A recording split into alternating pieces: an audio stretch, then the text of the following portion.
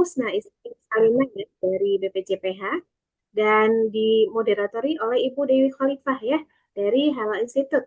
Nah, untuk sesi pertama ini 2 jam dari jam 9 sampai jam 11. Mohon nanti disimak Bapak Ibu dan mohon juga untuk aktif ya dalam sesi diskusi.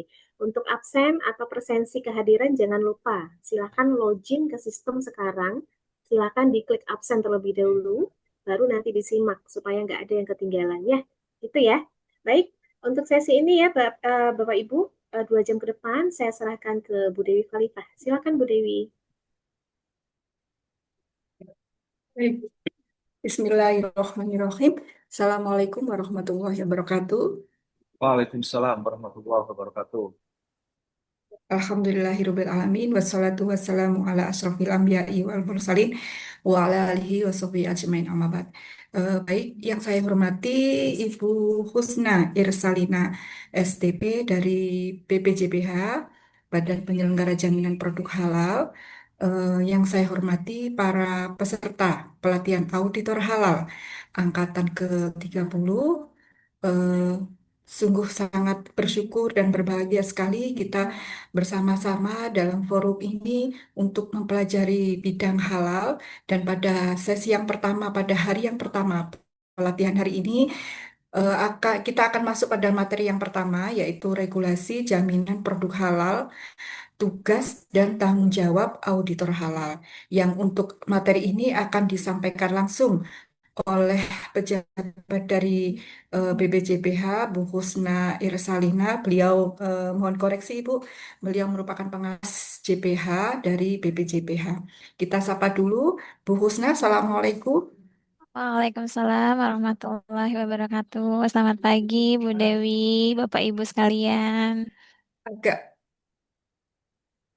Selamat pagi. Agak terputus nih suaranya tadi. Oh iya, bagaimana kalau sekarang Ibu masih terputus mungkin? Ya, insya Allah sudah jelas Ibu. Oleh.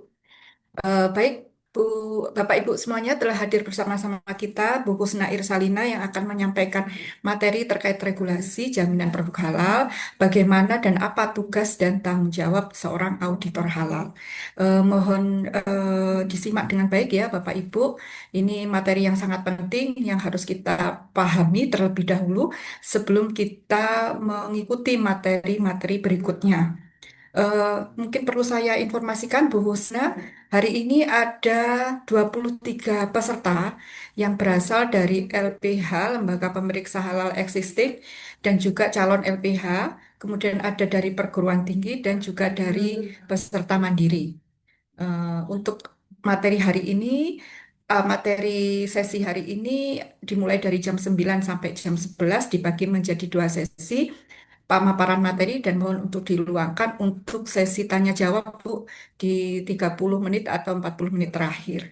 Seperti itu. Bagi Bapak Ibu yang akan bertanya, mohon bisa raise hand ketika sesi materi paparan sudah berakhir, atau mungkin bisa dituliskan di kolom chat. Nanti akan saya bantu untuk memandu atau menyampaikan kepada narasumber kita.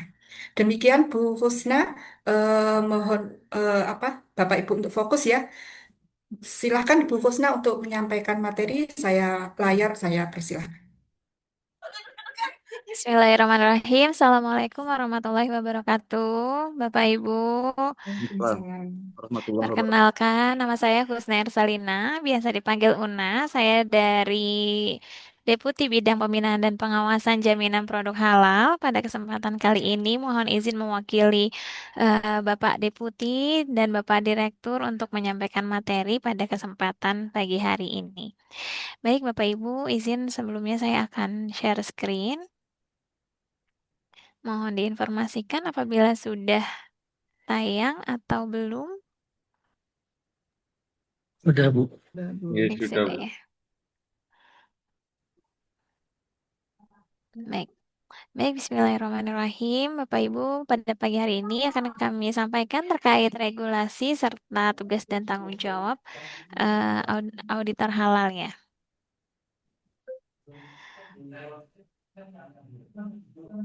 Baik, pertama-tama Bapak Ibu, terima kasih kami sampaikan kepada Bapak Ibu sekalian yang sudah mau untuk terjun ke bidang halal, ke dunia halal, karena sebagaimana firman Allah Subhanahu wa taala Bapak Ibu di Quran surah Al-Baqarah yang kedua ayat 168 yang berbunyi, "Wahai manusia, makanlah sebagian makanan di bumi yang halal lagi baik dan janganlah mengikuti langkah-langkah setan. Sesungguhnya ia bagimu merupakan musuh yang nyata." Jadi Bapak Ibu, perintah Allah Subhanahu wa taala untuk kita bisa mengkonsumsi makanan yang halal ini langsung ya Bapak Ibu, tidak hanya eh, perintah dari Rasul ataupun hadis hadis ataupun sunnah seperti itu ya, tapi firman Allah langsung di dalam Al-Quran yang mewajibkan kita untuk mengkonsumsi makanan yang halal, dan ini adalah kewajiban bagi kita sebagai muslim untuk mengikuti firman tersebut. Dan Bapak Ibu di sini harapannya menjadi bagian dari Satria Halal seperti itu ya, insya Allah yang Bapak Ibu lakukan di sini nantinya tidak eh, hanya pekerjaan semata gitu ya, tapi memiliki keberkahan dan menjadi amal baik bagi Bapak Ibu sekalian, insya Allah. Bapak Ibu, mungkin saya akan mengawali dari histori terkait sertifikasi halal terlebih dahulu. Jadi ketika awalnya ya Bapak Ibu, awalnya di tahun 1976 ini Menteri Kesehatan mengeluarkan regulasi terkait pelabelan untuk produk non halal atau yang mengandung babi. Justru kebalikan gitu ya. Bukan sertifikat halal tapi adalah pelabelan untuk produk yang non halal di tahun 1976, dan ini masih di bawah under dari Menteri Kesehatan gitu. Kemudian di tahun 1988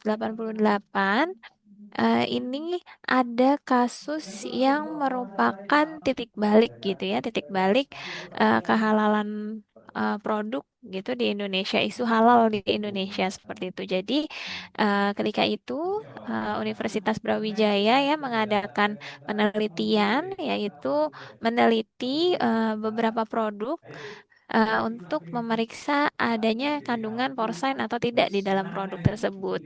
Kemudian setelah diteliti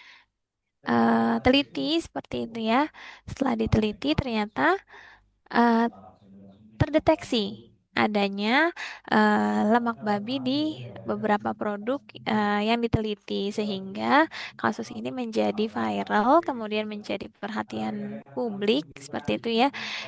Disinilah diketahui bahwasannya, oh, tidak semua produk yang eh, diklaim atau maksudnya secara tidak langsung gitu ya, ini terlihat halal padahal kontennya benar-benar halal. Ternyata tidak seperti itu. Ternyata ketika diteliti lebih jauh ada kandungan lemak babinya seperti itu. Kemudian atas viralnya kasus ini tahun 1989 berdirilah lembaga sertifikasi halal non pemerintahan, yaitu LPPOM MUI. Jadi sejak tahun 1989 sampai tahun 2014 diterbitkanlah Undang-Undang Nomor 33 Tahun 2014, di mana pemerintah ingin mencoba me- mengurus gitu ya, mengurus sertifikasi halal di under pemerintahan langsung dan menjadi perhatian pemerintah, sehingga eh, amanat dalam Undang-Undang Nomor 33 Tahun 2014 ini terjadi perubahan eh, instansi untuk pengurusan lembaga sertifikasi halalnya, yang tadinya yang sebelumnya di bawah naungan LPPOM MUI menjadi di BPJPH. Waktu itu BPJPH masih berada di bawah Kementerian Agama dan didirikan pada tahun 2017. Baik, sebentar Bapak Ibu. Hmm, baik, mungkin ya. Terima kasih, Bu Dewi.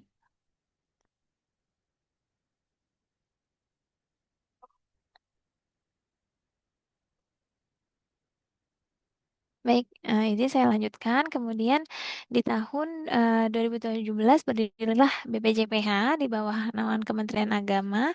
Di tahun 2017 ini juga kami mencoba menyusun berbagai regulasi untuk sebagai dasar landasan kami dalam proses sertifikasi halal di bawah pemerintahan langsung seperti itu. Kemudian di tahun 2021 sampai 2039 ini adanya eh, regulasi yang mengatur terkait tahapan kewajiban sertifikasi halal. Jadi yang sebelumnya di bawah LPPOM MUI untuk sertifikasi halal ini statusnya voluntary atau sukarela menjadi mandatory atau kewajiban sejak di bawah BPJPH atau di bawah pemerintahan.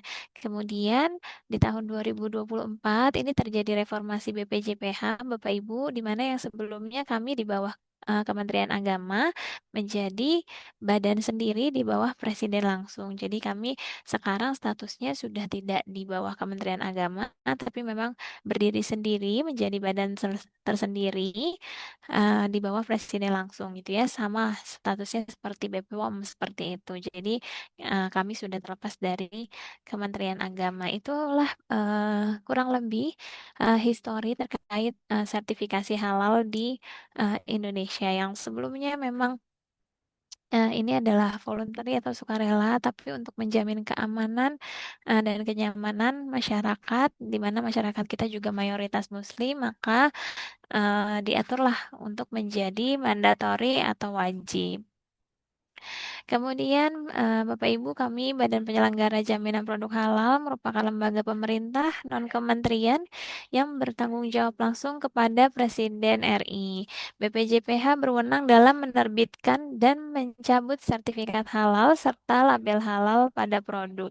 BPJPH dalam tugasnya bekerja sama dengan banyak mitra atau instansi terkait, diantaranya ada Satgas di Kementerian Agama masih kita terus bekerja sama dengan Kementerian Agama, kemudian eh, Bapak Ibu di bawah naungan Lembaga Pemeriksa Halal, kemudian Lembaga Pendamping Proses Produk Halal atau LP3H, kemudian Lembaga Halal Luar Negeri, Komisi Fatwa MUI dan Komite Fatwa Produk Halal tentunya, kemudian Lembaga Pelaksana Pelatihan JPH, kemudian ada lembaga sertifikasi profesi juga, dan kementerian atau lembaga terkait lainnya.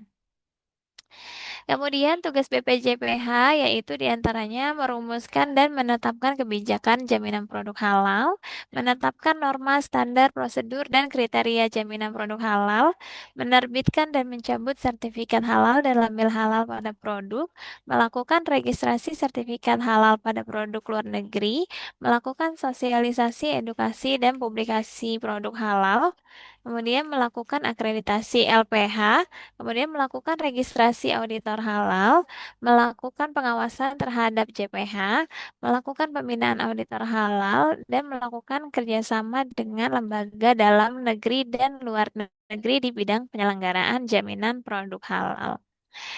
Kemudian kita masuk ke dasar hukum, Bapak Ibu, ini adalah hal-hal yang menjadi landasan hukum bagi BPJPH dalam melaksanakan tugas-tugasnya, di mana tugas utama kami adalah memang sertifikasi halal. Namun ada tugas-tugas lainnya yang juga diatur di dalam regulasi-regulasi kami. Untuk regulasi mendasar, Bapak Ibu, ada Undang-Undang Nomor 33 Tahun 2014 tentang Jaminan Produk Halal. Ini memang undang-undang yang mengamanatkan kami sebagai BPJPH untuk menyelenggarakan jaminan produk halal di Indonesia. Kemudian aturan turunannya ada Peraturan Presiden Nomor 42 Tahun Peraturan Pemerintah, maaf ya, Peraturan Pemerintah Nomor 42 Tahun 2024 tentang penyelenggaraan bidang jaminan produk halal. Jadi kami punya regulasi fundamental dasar yaitu Undang-Undang Nomor 33 Tahun 2014 tentang jaminan produk halal yang beberapa pasalnya memang sudah ada yang diganti atau mengalami perubahan di Undang-Undang Nomor 6 Tahun 2023 tentang Cipta Kerja. Kemudian eh, undang-undang tersebut diturunkan lebih detail lagi di PP 42 tahun 2024 tentang penyelenggaraan bidang jaminan produk halal. Nah, dua dasar hukum tersebut adalah dua dasar hukum yang sangat fundamental bagi implementasi pelaksanaan penyelenggaraan jaminan produk halal, khususnya sertifikasi halal seperti itu ya. Mungkin Bapak Ibu, jika ingin mempelajari lebih jauh, itu adalah dua regulasi yang menjadi dasar hukum kami gitu ya, yang paling utama.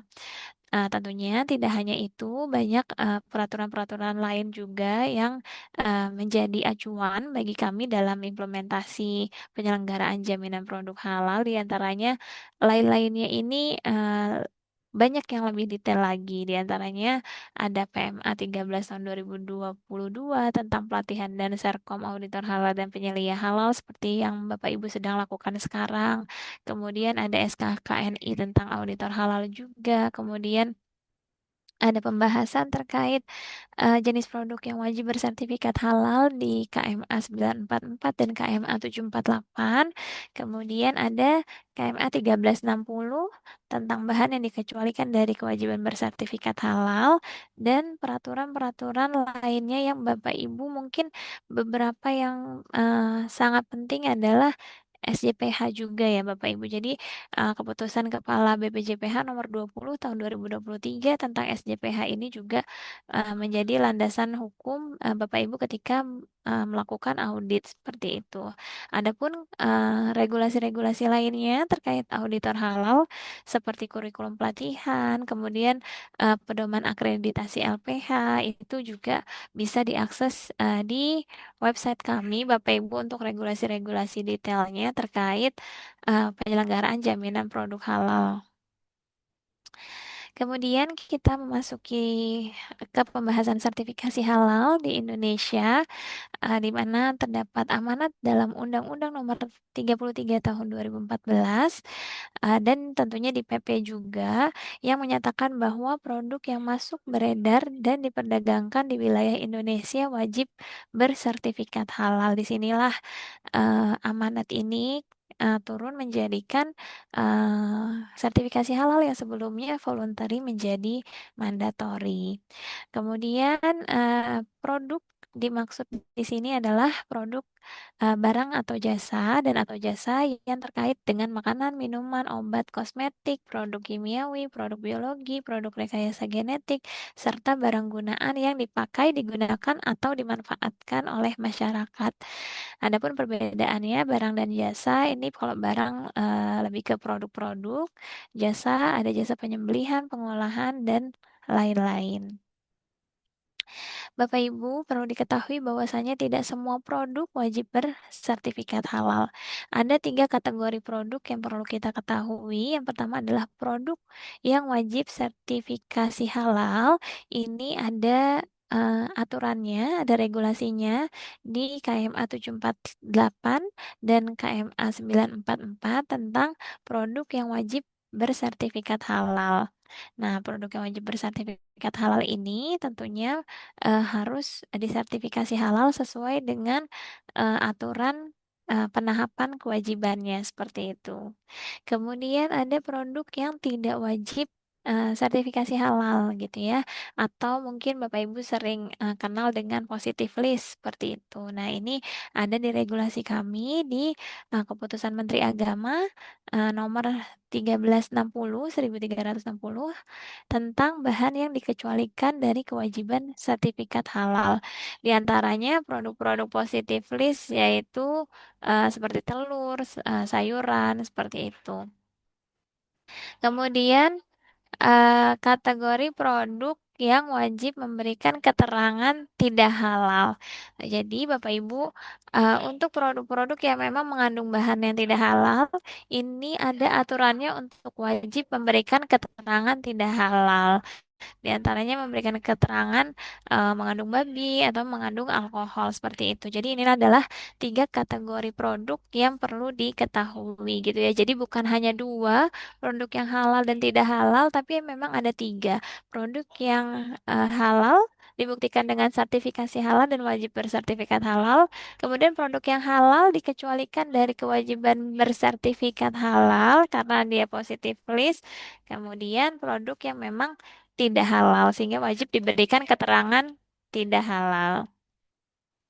Kemudian di Peraturan Pemerintah Nomor 42 Tahun 2024 tentang penyelenggaraan bidang JPH terdapat detail aturan terkait penahapan kewajiban sertifikasi halal.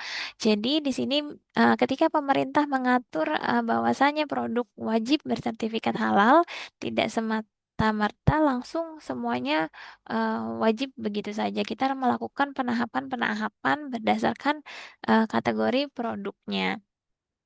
Jadi di tahun 2024 ini sudah berlalu penahapan yang pertama, kewajiban sertifikasi halal bagi produk makanan, minuman, jasa dan hasil penyembelihan, kemudian bahan baku, bahan tambahan pangan, bahan penolong untuk produk makanan dan minuman yang dikhususkan bagi pelaku usaha skala menengah besar. Ini sudah berlalu di tahun 2024 dan sekarang kita sedang masuk ke penahapan kewajiban sertifikat halal yang kedua untuk obat tradisional dan suplemen, kosmetik, produk kimiawi, rekayasa genetik, barang gunaan, dan untuk produk makanan minuman yang skala UMK, mikro kecil dan luar negeri. Kemudian nanti akan dilanjutkan dengan penahapan-penahapan selanjutnya di tahun 2029 dan di 2034.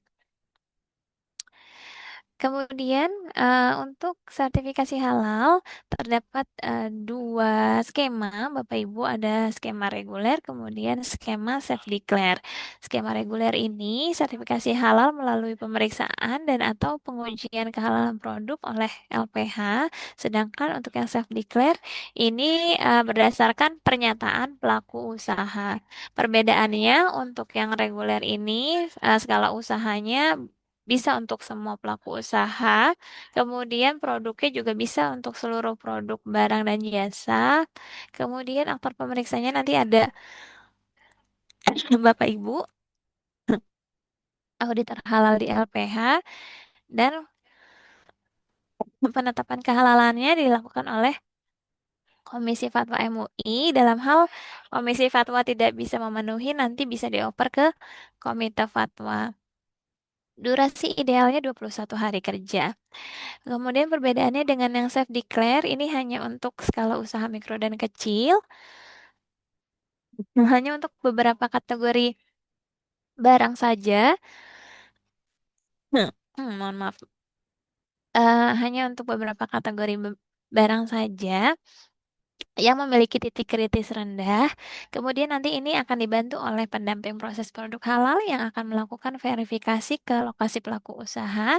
Kemudian nanti akan ditetapkan oleh Komite Fatwa Produk Halal dan idealnya 12 hari kerja. Ini kurang lebih sama perbedaan antara skema sertifikasi halal self declare dan reguler.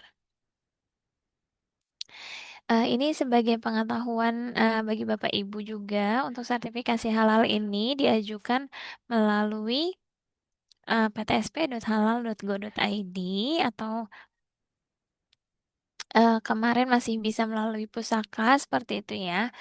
Kemudian ini bisa diakses seluruhnya secara online, jadi tidak menyulitkan bagi pelaku usaha dalam melakukan permohonan sertifikasi halal.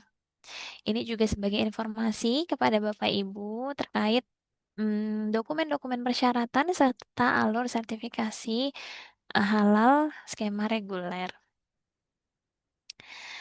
Kemudian masuk ke sertifikat halal. sertifikat halal ini terdapat perubahan regulasi Bapak Ibu di mana dalam Undang-Undang Nomor 33 Tahun 2014 ini ada masa berlakunya. Kemudian ketika Undang-Undang Cipta Kerja Nomor 6 Tahun 2023 diterbitkan, ada perubahan terkait masa berlaku sertifikat halal bahwasanya sertifikat halal ini akan terus berlaku sepanjang tidak ada perubahan komposisi bahan dan proses produk halal. Jadi, apabila ada perubahan, maka harus dilakukan pembaharuan sertifikat halal. Tapi ini adalah sebuah perubahan besar ya, Bapak Ibu, di mana sertifikat halal yang dulunya ada masa berlakunya menjadi tidak ada masa berlakunya atau terus berlaku sepanjang tidak ada perubahan komposisi bahan dan proses produk halal. Kita masuk ke label halal, Bapak Ibu. Label halal juga mengalami perubahan. Ini tentunya karena sudah adanya perubahan instansi pemangku sertifikat halal ya, sehingga perlu adanya perubahan label halal juga. Yang sebelumnya logo halal eh, Majelis Ulama Indonesia menjadi logo Halal Indonesia. Nah, ini masa grace periodnya akan berakhir di tahun ini, Bapak Ibu, berdasarkan PP ya, akan berakhir di Oktober 2026. Bahwasanya nanti produk-produk yang sebelumnya masih menggunakan logo Halal MUI tahun ini sampai Oktober harus sudah menggunakan logo halal Indonesia dan mencantumkan label halal sebagaimana ketentuan perundang-undangan yang berlaku. Ini jadi ada 5 tahun grace period ya. Ini merupakan aturan terkait pencantuman label halal yang berlaku. Jadi, label halal ini dicantumkan di kemasan produk atau di produk gitu ya, yang terlihat dengan jelas. Kemudian di antaranya terdapat logo Halal Indonesia dan disertai dengan nomor sertifikat halalnya, bisa dalam berbentuk potret ataupun landscape. Ada beberapa ketentuan terkait pencantuman label halal, yaitu pelaku usaha wajib mencantumkan label halal pada produk yang telah mendapatkan sertifikat halal. Jadi ini wajib gitu ya bagi pelaku usaha untuk mencantumkan label halal. Kemudian dicantumkan pada kemasan produk, bagian tertentu dari produk dan atau tempat tertentu pada produk. Kemudian label halal harus mudah dilihat dan dibaca serta tidak mudah dihapus, dilepas, dan dirusak sesuai dengan ketentuan peraturan perundang-undangan.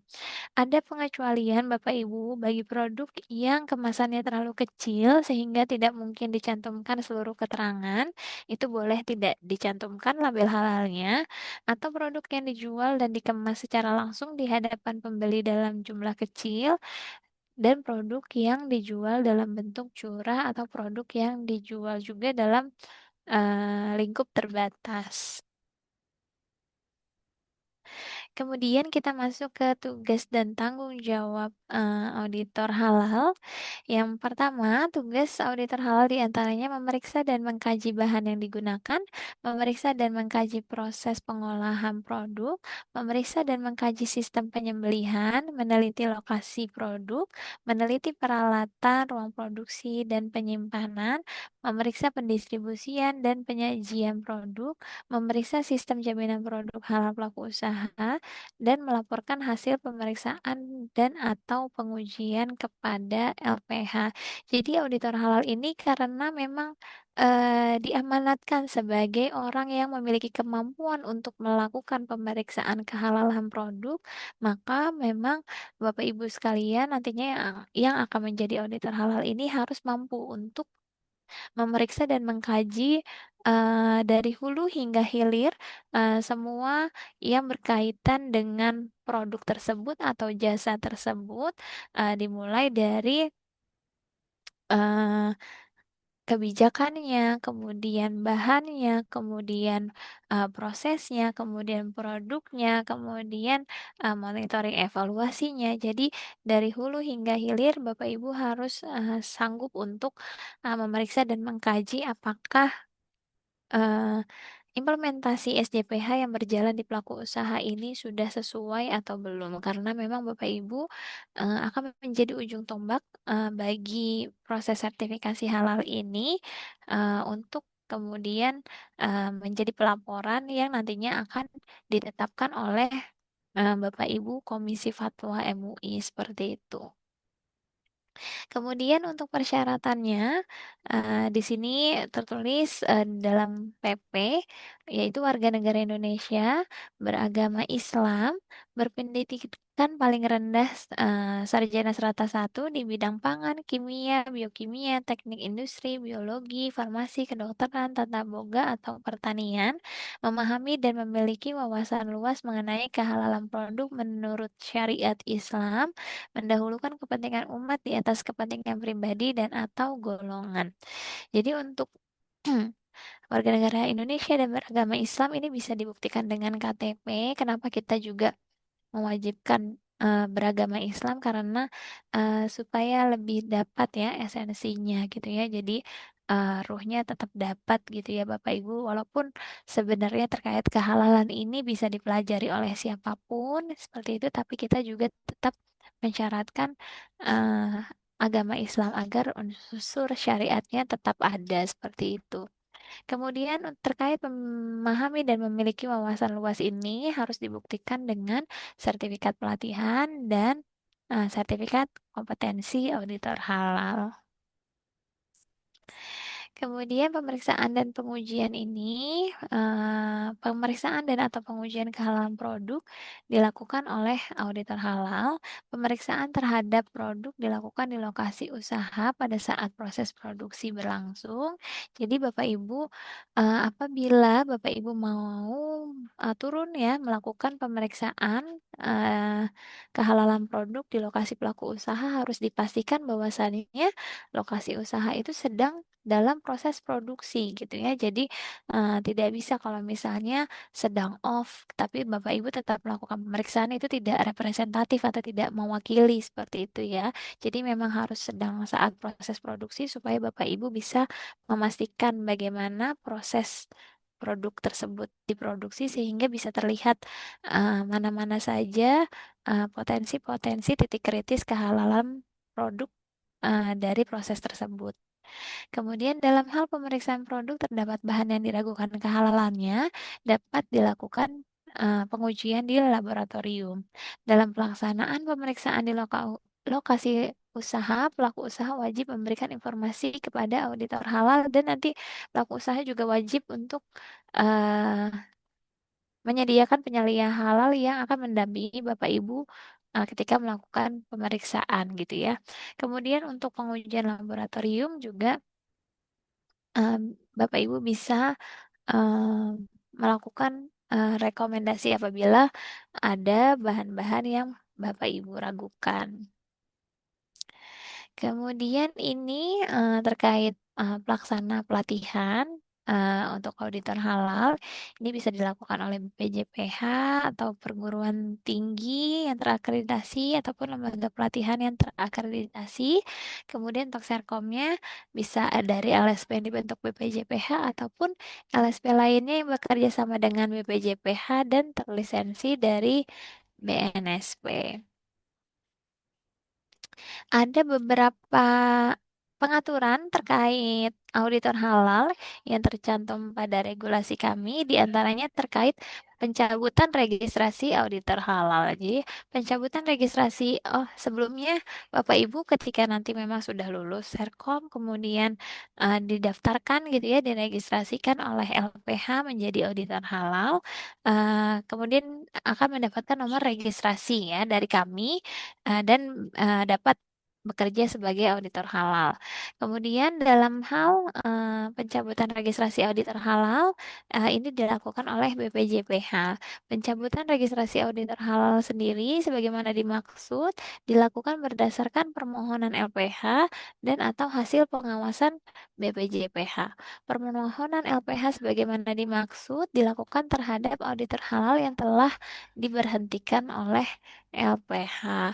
Pemberhentian auditor halal sendiri dilakukan dalam hal bisa mengundurkan diri, meninggal dunia, tidak memenuhi lagi salah satu persyaratan auditor halal, terbukti melakukan pelanggaran kode etik dan kode perilaku tingkat berat, atau dinyatakan bersalah melakukan tindak pidana yang diancam dengan pidana penjara 5 tahun atau lebih berdasarkan putusan pengadilan yang telah berkekuatan hukum tetap. Hmm, Untuk yang hasil pengawasan BPJPH ini juga bisa menjadi opsi terkait pencabutan registrasi auditor halal. Biasanya Bapak Ibu, tim pengawas JPH atau tim pengawas dari BPJPH ini memiliki periode khusus, periode berkala gitu ya, secara berkala untuk melakukan pengawasan ke LPH-LPH dan diantaranya dalam hal mengawasi LPH juga mengawasi auditor halal yang ada di dalamnya. Apabila hasil pengawasan tersebut ditemukan adanya pelanggaran-pelanggaran atau ketidaksesuaian yang dilakukan, maka berhak untuk ditindaklanjuti seperti itu. Ini adalah perbedaan terkait kualifikasi antara LPH utama dan pratama. Mungkin Bapak Ibu juga sudah memahami ya, LPH utama ini jumlah auditornya lebih dari 3, kemudian harus sertifikasi kompetensi, wilayah kerjanya bisa nasional dan internasional, kriteria pelaku usaha yang diperiksa juga bisa untuk keseluruhan cakupan, harus memiliki laboratorium yang terakreditasi, dan telah beroperasi dengan kualifikasi LPH Pratama sebelumnya. Kemudian untuk LPH Pratama, jumlah auditor halalnya paling sedikit 3 orang. Kemudian wilayah kerjanya hanya dalam satu provinsi yang sama dengan provinsi LPH. Kemudian pelaku usaha yang bisa diperiksa hanya mikro mikro kecil. Kemudian boleh memiliki laboratorium yang belum terakreditasi seperti itu. Mungkin itu Bapak Ibu untuk lebih detailnya, Bapak Ibu bisa mengakses ke website kami, ya, bisa mengakses ke website kami terkait data-data, kemudian regulasi-regulasi yang ada, sehingga bisa menjadi referensi bagi Bapak Ibu sekalian untuk mempelajari terkait penyelenggaraan JPH secara utuh. Itu mungkin materinya saya tidak terlalu lama seperti itu ya. Kita akan manfaatkan waktu pada kesempatan kali ini untuk saling berdiskusi. Saya kembalikan ke Ibu moderator, dipersilahkan Ibu. Baik, terima kasih Bu Kusna atas paparan yang diberikan. Baik, Bapak Ibu semuanya, kita telah sampai pada sesi yang kedua. Ini cukup banyak ya waktunya, ada mungkin kurang lebih 1 jam ya kita berdiskusi. Baik, bagi Bapak Ibu yang ingin berdiskusi atau menanyakan kepada narasumber kita pada hari ini, kami persilahkan. Baik, ada sudah yang raise hand, ada 2 orang. Yang pertama ada Bapak Asbi Putra. Silakan Pak Asbi. Baik, terima kasih Bu Dewi dan Bu Usna atas waktu dan kesempatannya. Mohon izin Bu, saya agak sedikit atau mohon dijelaskan kembali terkait dengan tadi disebutkan unit usaha yang melakukan penyimpanan. Apakah itu memang wajib memiliki sertifikat halal? Semisalnya begini, dia itu menyimpan produk yang notabene produk tersebut sudah memiliki label halal. Itu apakah wajib juga memiliki sertifikat halal seperti itu? Terima kasih. Baik, bagaimana Bu Kusna langsung ditanggapi atau kita berikan kesempatan untuk penanya kedua? Baik, mungkin saya langsung tanggapi, tapi sebentar Pak Hasbi, saya sambil akan share PP-nya ya, biar lebih jelas mungkin. Baik, silakan Ibu.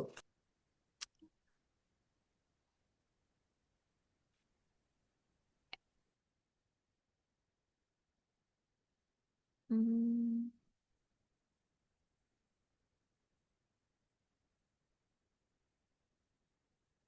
Bentar. Jadi, iya Bapak, mungkin saya sambil mencari sambil sedikit menjelaskan bahwasanya, eh, oh iya sebentar sini udah saya izin saya share screen. Ya, Bapak Ibu, untuk produk yang wajib disertifikasi halal itu kan memang ada dua kategori ya, barang dan jasa. Di antaranya barang meliputi ini, kemudian jasa meliputi ini. Di antaranya ada jasa penyimpanan gitu ya. Kemudian tadi pertanyaannya bagaimana jasa penyimpanan bagi produk yang sudah disertifikasi halal? Apakah itu juga wajib untuk disertifikasi halal? Nah, Bapak Ibu, ini kita sambil bedah PP 42 ya, biar Bapak Ibu juga nanti coba mempelajari lebih dalam lagi. Di sini dijelaskan, Bapak Ibu, eh, penjelasan saya uraikan ya. Di pasal 155 ini penjelasan terkait produk, barang, dan jasa. Di ayat 1 menjelaskan produk ada barang dan jasa, kemudian di ayat duanya kemudian menjelaskan barang, di ayat tiganya menjelaskan jasa. Kemudian di pasal 157, kita ke pasal 157. Produk kimiawi, produk biologi, dan produk rekayasa genetik sebagaimana dimaksud dalam pasal 155 ayat 2 huruf E sampai dengan huruf G dan jasa sebagaimana dimaksud pada pasal 155 ayat 3 hanya terkait dengan makanan, minuman, obat, atau kosmetik. Begitu Bapak Ibu mungkin semoga bisa dipahami ya di sini. Jadi eh, dalam hal jasa ini ya 155 ayat 3 di sini disampaikan 155 155 ayat 3 yang wajib disertifikasi halal hanya yang terkait dengan makanan, minuman, obat, atau kosmetik. Walaupun makanan atau minuman atau obat atau kosmetik tersebut sudah bersertifikat halal, apalagi sudah bersertifikat halal ya, karena memang wajib untuk sertifikasi halal itu juga wajib untuk dilakukan sertifikat halal bagi jasa penyimpanannya seperti itu Pak. Jadi jawabannya iya wajib disertifikasi halal bagi seluruh jasa ini yang berkaitan dengan makanan, minuman, obat atau kosmetik. Walaupun makanan, minuman, obat, kosmetik tersebut sudah sertifikasi halal, malah justru memang apabila makanan, minuman, obat, atau kosmetik itu bersertifikat halal, maka seluruh jasa terkaitnya memang itu wajib sertifikasi halal juga. Seperti itu, Pak. Mungkin ada yang ingin ditanggapi, Pak Hasmi, dari penjelasan Baik, pertanyaan Bapak. baik, terima kasih Bu Usna atas penjelasannya. Nah, ini mungkin saya sambung sedikit Bu terkait apakah tadi kan disampaikan memang wajib ya memiliki Mm-mm. sertifikat halal. Terus tadi ada juga di Ibu sampaikan bahwa pelaku usaha wajib mencantumkan sertifikat halal pada produknya kan seperti itu. Label halal. Label halal pada produknya, sorry. Mm-mm. Label halal pada produknya. Apa terkait dengan jasa penyimpanan ini? Apakah dia apa label halalnya itu ditaruh di mana gitu ya mungkin? Mungkin Oh bisa. ya, baik. Terima kasih, Bu. Baik, baik Bapak Ibu terkait label halal untuk jasa itu bisa dicantumkan di lokasi jasanya gitu ya. Jadi kalau misalnya jasa penyimpanan, misalnya punya gudang gitu ya, itu bisa mencantumkan label halal di area gudangnya. Kemudian di kop suratnya gitu ya. Jadi untuk jasa distribusi sekarang mungkin Bapak Ibu sudah banyak melihat ya ada truk-truk atau kontainer yang sudah memang berlabel halal itu dicantumkan di truknya atau di kontainernya seperti itu. Jadi untuk pencantuman labelnya bisa di lokasi jasa tersebut seperti itu, Pak.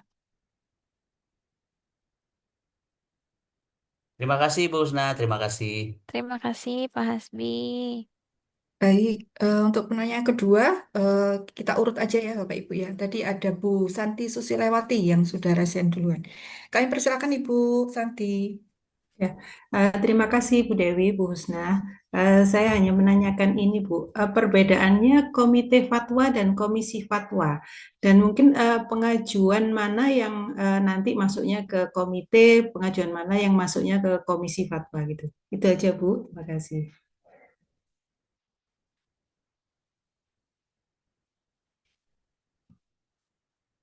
Iya, baik Ibu Santi, terima kasih. Untuk perbedaannya antara komisi fatwa dan komite fatwa, jadi kalau untuk pengajuan sertifikasi halal skema reguler, Ibu, skema reguler ini yang nantinya akan Bapak Ibu naungi ya, karena akan di bawah LPH atau Lembaga Pemeriksa Halal, ini nanti akan dilanjutkan atau ditetapkan fatwanya oleh Komisi Fatwa MUI gitu ya, oleh Komisi Fatwa MUI nanti akan disidangkan apabila dalam hal Komisi Fatwa tidak bisa menyelesaikan eh, apa namanya keputusan fatwanya dikarenakan suatu hal ya ini dalam hal pengunduran waktu gitu ya sehingga mempengaruhi SLA juga ini bisa dialihkan ke komite fatwa gitu ya jadi pengajuan reguler ini sejatinya akan ditetapkan oleh Komisi Fatwa. Namun apabila Komisi Fatwa terdapat keterlambatan, itu bisa dioper ke Komite Fatwa. Sedangkan untuk Komite Fatwa ini memang bertanggung jawab dan tugas utamanya adalah menetapkan bagi eh, produk yang diajukan melalui skema self declare seperti itu. Perbedaannya ada di situ. Mungkin ingin saya tunjukkan di PP, tapi masih proses mencari kurang lebih seperti itu, Bu Santi. Mohon maaf, Ibu, keterlambatan itu mungkin bisa dijelaskan contohnya mungkin, Bu, bagaimana itu, Bu? Baik, ada waktunya, Ibu.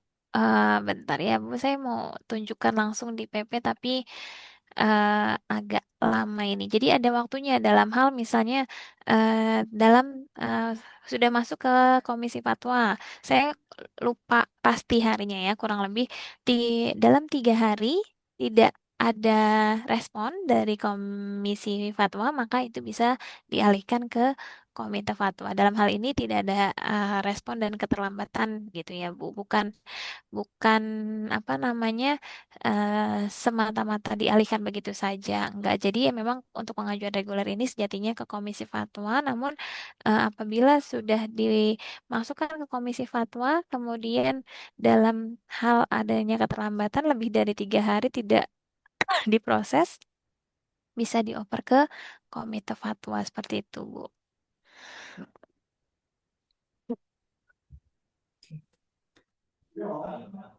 Bagaimana Bu Santi? Sudah cukup jelas ya Ibu?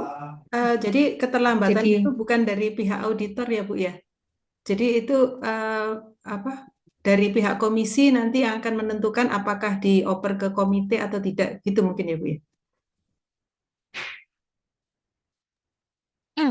Ya, benar. Mohon maaf ya Bapak Ibu, saya batuk-batuk karena puasa tidak bisa sambil minum. Iya, iya Bapak Ibu. Jadi bukan bukan ada di auditor halal atau bukan ada di LPH lagi nanti SLA-nya. Nanti SLA-nya akan berpindah ke Komisi Fatwa seperti itu. Jadi nanti untuk SLA sendiri by system sudah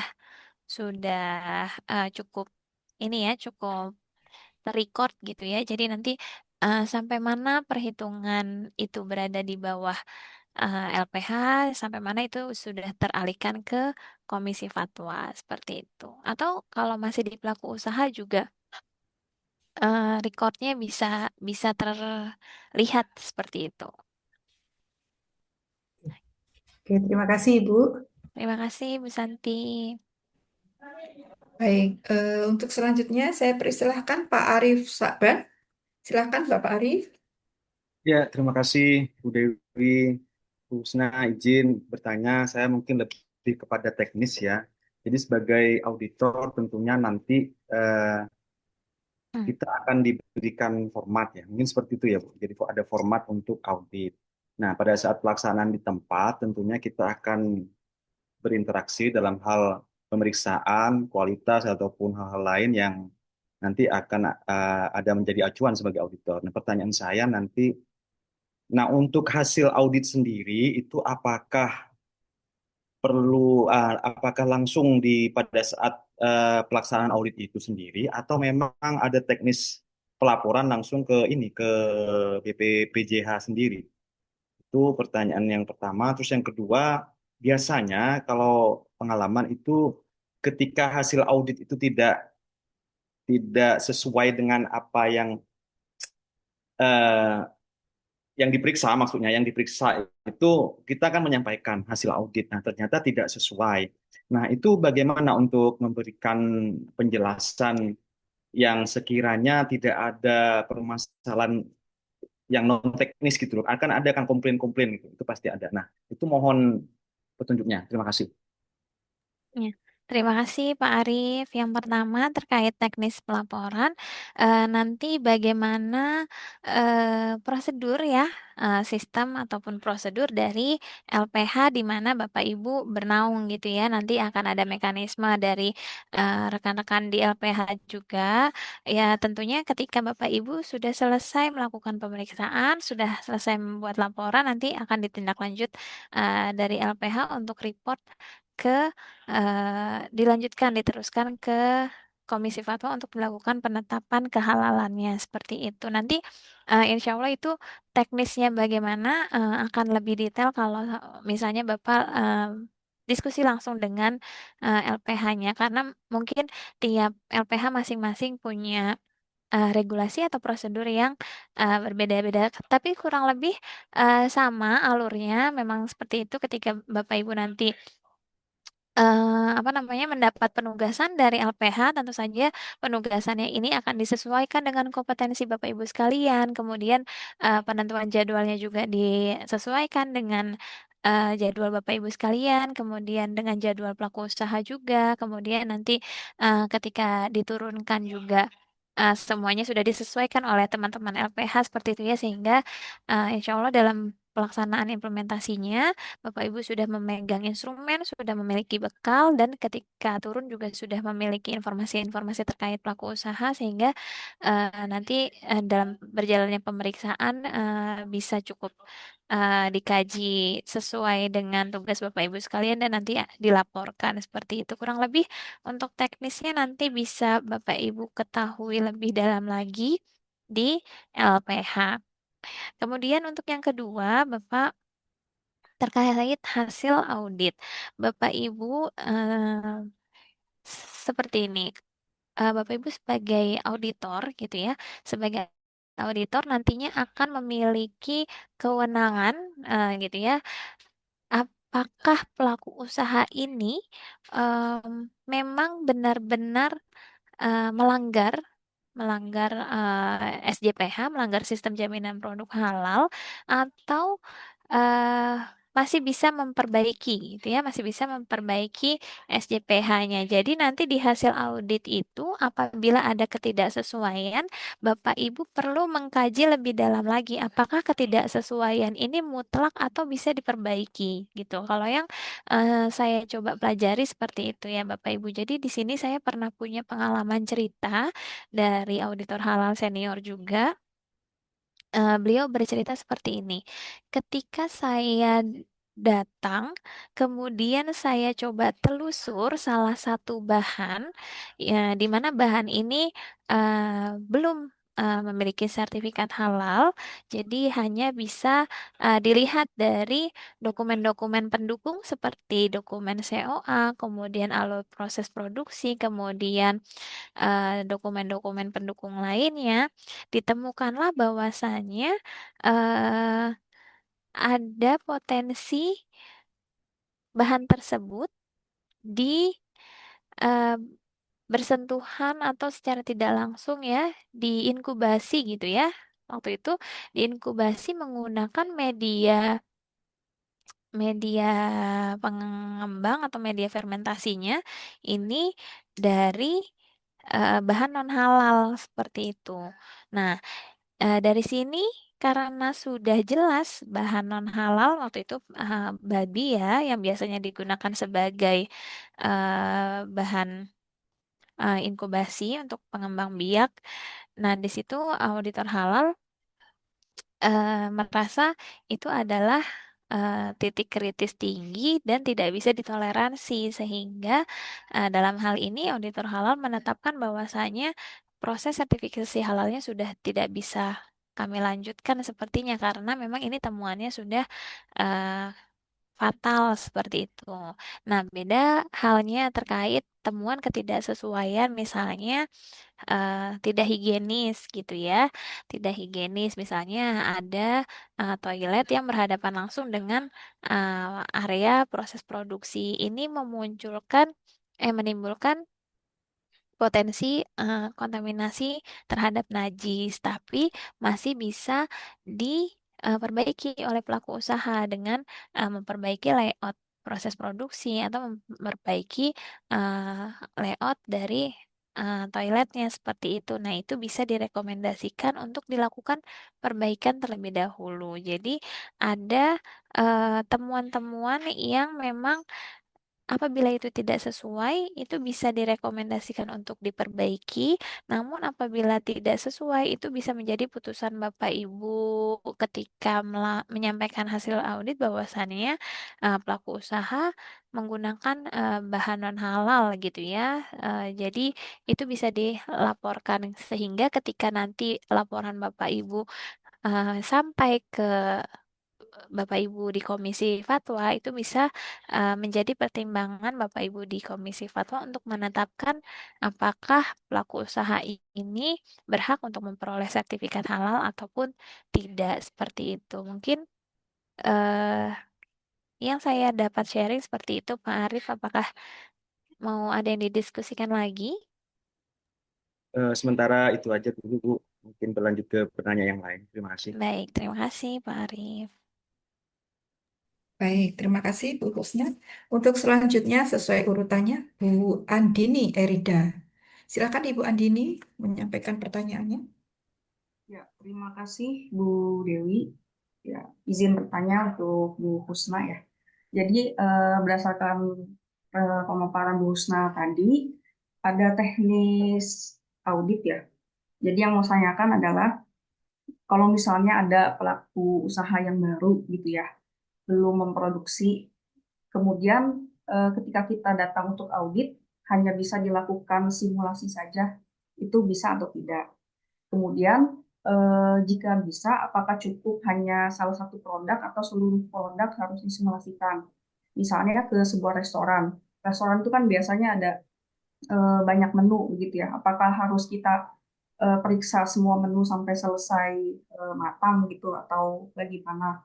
Kemudian yang kedua untuk pengujian lab, apakah wajib jika baru diajukan sertifikasi halalnya gitu? Atau hanya suspesius saja jika terjadi sesuatu baru diajukan pengujian lab. Begitu saja Bu Kusna, terima kasih. Iya. Terima kasih Bu Andini atas pertanyaannya. Mohon izin menjawab. Baik Ibu, untuk yang pertanyaan pertama, bagaimana apabila pelaku usaha ini baru, kemudian belum produknya juga baru ya, jadi belum diproduksi secara sering gitu ya. Nah, ini Bapak Ibu perlu menjadi perhatian bagi Bapak Ibu juga, bahwasannya ketika melakukan pemeriksaan, seharusnya proses yang Bapak Ibu lihat ini merepresentasikan bagaimana ke depannya seperti itu. Jadi mungkin saya ambil gambaran kalau misalnya di pabrik ya Bapak Ibu. Kalau misalnya di pabrik di industri besar, ini seringkali ketika mau ada produk baru gitu ya, mau ada produk baru, ada simulasi pembuatan produk hanya di ruang R&D gitu ya. Di ruang R&D ini lingkupnya kecil dan tidak merepresentasikan bagaimana proses produksi ketika nanti lingkup produknya besar gitu ya, lingkup industri besar. Jadi, walaupun itu simulasi perlu diperhatikan juga ini simulasinya bagaimana, apakah merepresentasikan atau tidak gitu ya, mewakilkan atau tidak. Kalau misalnya dia ini masih simulasi, Bu, tapi simulasinya kita langsung di area proses produksi di industri skala besar tetap apa namanya mengsimulasikannya tetap di tangki yang besar, tetap di area produksinya, bukan hanya di area R&D yang skala kecilnya gitu. Itu masih masih bisa Bapak Ibu anggap itu mewakilkan gitu ya. Jadi kita harus bisa melihat seberapa jauh pelaku usaha ini bisa mewakilkan kita dalam melakukan pemeriksaan dan membuat kita yakin bahwasanya memang implementasi SJPH yang dilakukan adalah nantinya seperti ini dan kita juga tidak menjadi beban pikiran kita sebagai auditor halal dalam melakukan pemeriksaan gitu ya. Karena inilah yang akan kita pertanggungjawabkan seperti itu. Kalau misalnya gambaran di restoran Bapak Ibu. Di restoran ini kan ada yang namanya central kitchen, ada yang namanya outlet. Nanti misalnya pelaku usaha ini karena kita belum produksi Bu, kita cuman central kitchen aja ya, R&D-nya cuman di central kitchen aja ya, kita coba produksi gitu buat jadi gambaran Bapak Ibu sekalian. Oh, itu juga tidak mewakilkan Bapak Ibu. Jadi walaupun simulasi tetap disimulasikan sebagaimana nanti itunya ke depannya akan diproduksi atau dipasarkan seperti itu ya. Jadi walaupun simulasi di central kitchen juga simulasi di outlet gitu. Jangan hanya di salah satunya saja.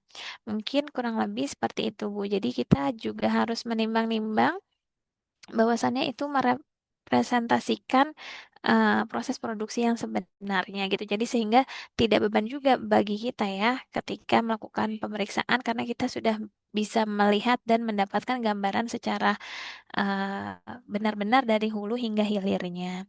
Kemudian untuk pengujian laboratorium untuk saat ini sifatnya masih kondisional ya apabila memang ada bahan yang diragukan seperti itu ya Bapak Ibu apabila misalnya suatu industri menggunakan bahan baku dari produk impor gitu ya, produk impor yang kemudian Bapak Ibu tahu nih ini produk impor ini seringkali bermasalah karena dalam kenyataannya banyak yang menggunakan babi seperti itu. Misalnya kita sebut saja gelatin seperti itu ya. Bahan gelatin ini memang sudah menjadi isu gitu ya beberapa tahun belakangan ini bahkan BPJPH sempat rilis produk-produk yang mengandung gelatin ini ternyata terdeteksi mengandung porcine walaupun sudah memiliki sertifikat halal. Nah, dalam hal Bapak Ibu ketika melakukan audit memiliki keraguan terhadap suatu bahan, Bapak Ibu berhak untuk menanyakan pengujian laboratoriumnya atau meminta pelaku usaha untuk melakukan uji laboratoriumnya seperti itu. Mungkin itu Bu Andini ada yang ingin didiskusikan kembali? Ya, Bu Husna mungkin tambahan sedikit karena tadi sebut central kitchen sama outlet ya. Jadi teknisnya kalau misalnya nanti ada beberapa punya cabang outlet gitu ya, itu semua harus dikunjungi atau ada sistem sampling outlet sih gitu Iya, untuk diaudit.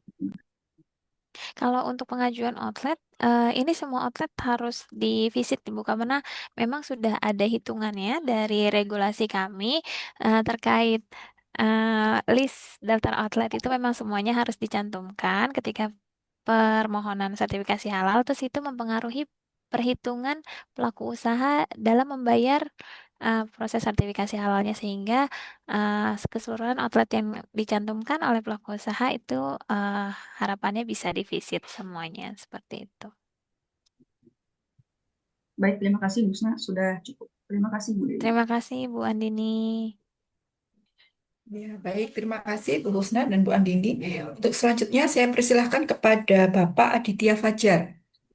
Silakan Bapak Adit. Baik, terima kasih Bu Dewi dan Bu Kusna. Izin bertanya Bu Kusna, ini ada dua pertanyaan. Yang pertama terkait dengan teori tadi. Tadi Ibu memaparkan bahwa jika produk yang diproduksi itu terlalu kecil sehingga tidak memungkinkan untuk menempelkan label halal, itu bagaimana kami sebagai auditor untuk mengetahui bahwa produk itu adalah produk yang halal, Bu? Pertama. Kemudian yang kedua, misalkan dalam saat ini yang kedua dalam hal teknis.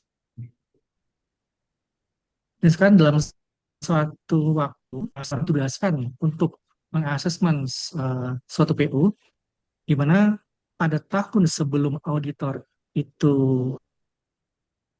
eh, melakukan asesmen, eh, pada tahun berjalan berikutnya PU tersebut eh, pindah pindah lokasi ataupun tahun berjalan tersebut dia melakukan renovasi. Nah, mungkin itu tidak berlokasi di A. Namun pada saat tahun ini, pada saat mau dilakukan asesmen, ternyata dia pindah ke lokasi B yang pada akhirnya nanti dia akan pindah lagi ke lokasi A tersebut. Seperti itu, Bu. Terima kasih. Baik, mohon izin Bapak. Ini eh, awalnya di titik A, kemudian titik A renovasi, pindah ke titik B, kemudian pindah lagi ke titik A gitu ya Pak? Atau permanen Ya, betul, Bu. pindahnya? Oke, baik. Bi- Jadi ya, permanen pindah ke titik. Baik, baik.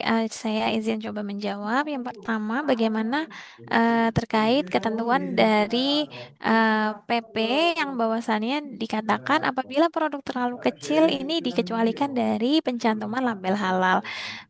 Baik, Bapak Ibu, ini sebagaimana sudah tertuang gitu ya dalam PP. Jadi kita juga tidak bisa mengelak seberapa seberapa kecilnya sehingga itu tidak bisa dicantumkan label halal. Ya intinya misalnya seperti pensil alis yang memang dia tidak ada kemasan sekundernya, hanya pensil alis saja sehingga susah untuk apa namanya dicantumkan label halalnya. Itu nanti untuk pembuktian sertifikat halalnya bisa pelaku usaha itu memperlihatkan bukti sertifikat halalnya atau Bapak Ibu bisa langsung membuktikan langsung di website kami.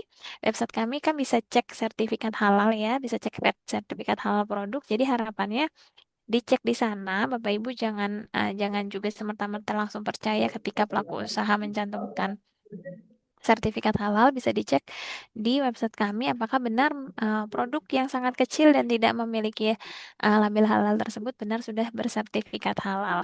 Namun memang ini bisa diantisipasi ya apabila produk terlalu kecil ini diperbolehkan juga untuk dicantumkan di kemasan sekunder atau di kemasan tersiernya. Jadi apabila di kemasan primernya memang sudah tidak memungkinkan, coba dicek kembali di kemasan sekunder ataupun tersiernya. Kemudian untuk yang kedua, bagaimana apabila ada pelaku usaha yang sudah bersertifikat halal, kemudian pindah lokasi seperti itu ya. Nah, Bapak Ibu, disinilah eh, peran kami sebagai pengawas gitu ya, Bapak Ibu. Jadi harapannya kalau misalnya ada pelaku usaha yang melakukan eh, kecurangan atau ketidaksesuaian atau pelanggaran terhadap JPH, Bapak Ibu bisa laporkan kepada kami dan kami sebagai tim pengawas bisa menindaklanjuti hal ini seperti itu. Jadi itu memang sudah bukan ranah tanggung jawabnya auditor ya apabila misalnya nanti auditor sudah menyelesaikan tugasnya nih bahwasanya pelaku usaha ini dari awal auditor bertugas sampai akhir auditor halal bertugas memang tetap dia adanya di posisi A. Setelah proses sertifikasi halal selesai, ternyata ada perubahan dia ke titik posisi B itu sudah bukan salahnya auditor lagi gitu ya. Tapi kalau misalnya Bapak Ibu di sini mengetahui hal tersebut, itu bisa dilaporkan ke BPJPH dan nantinya akan ditindaklanjuti oleh tim pengawas seperti itu.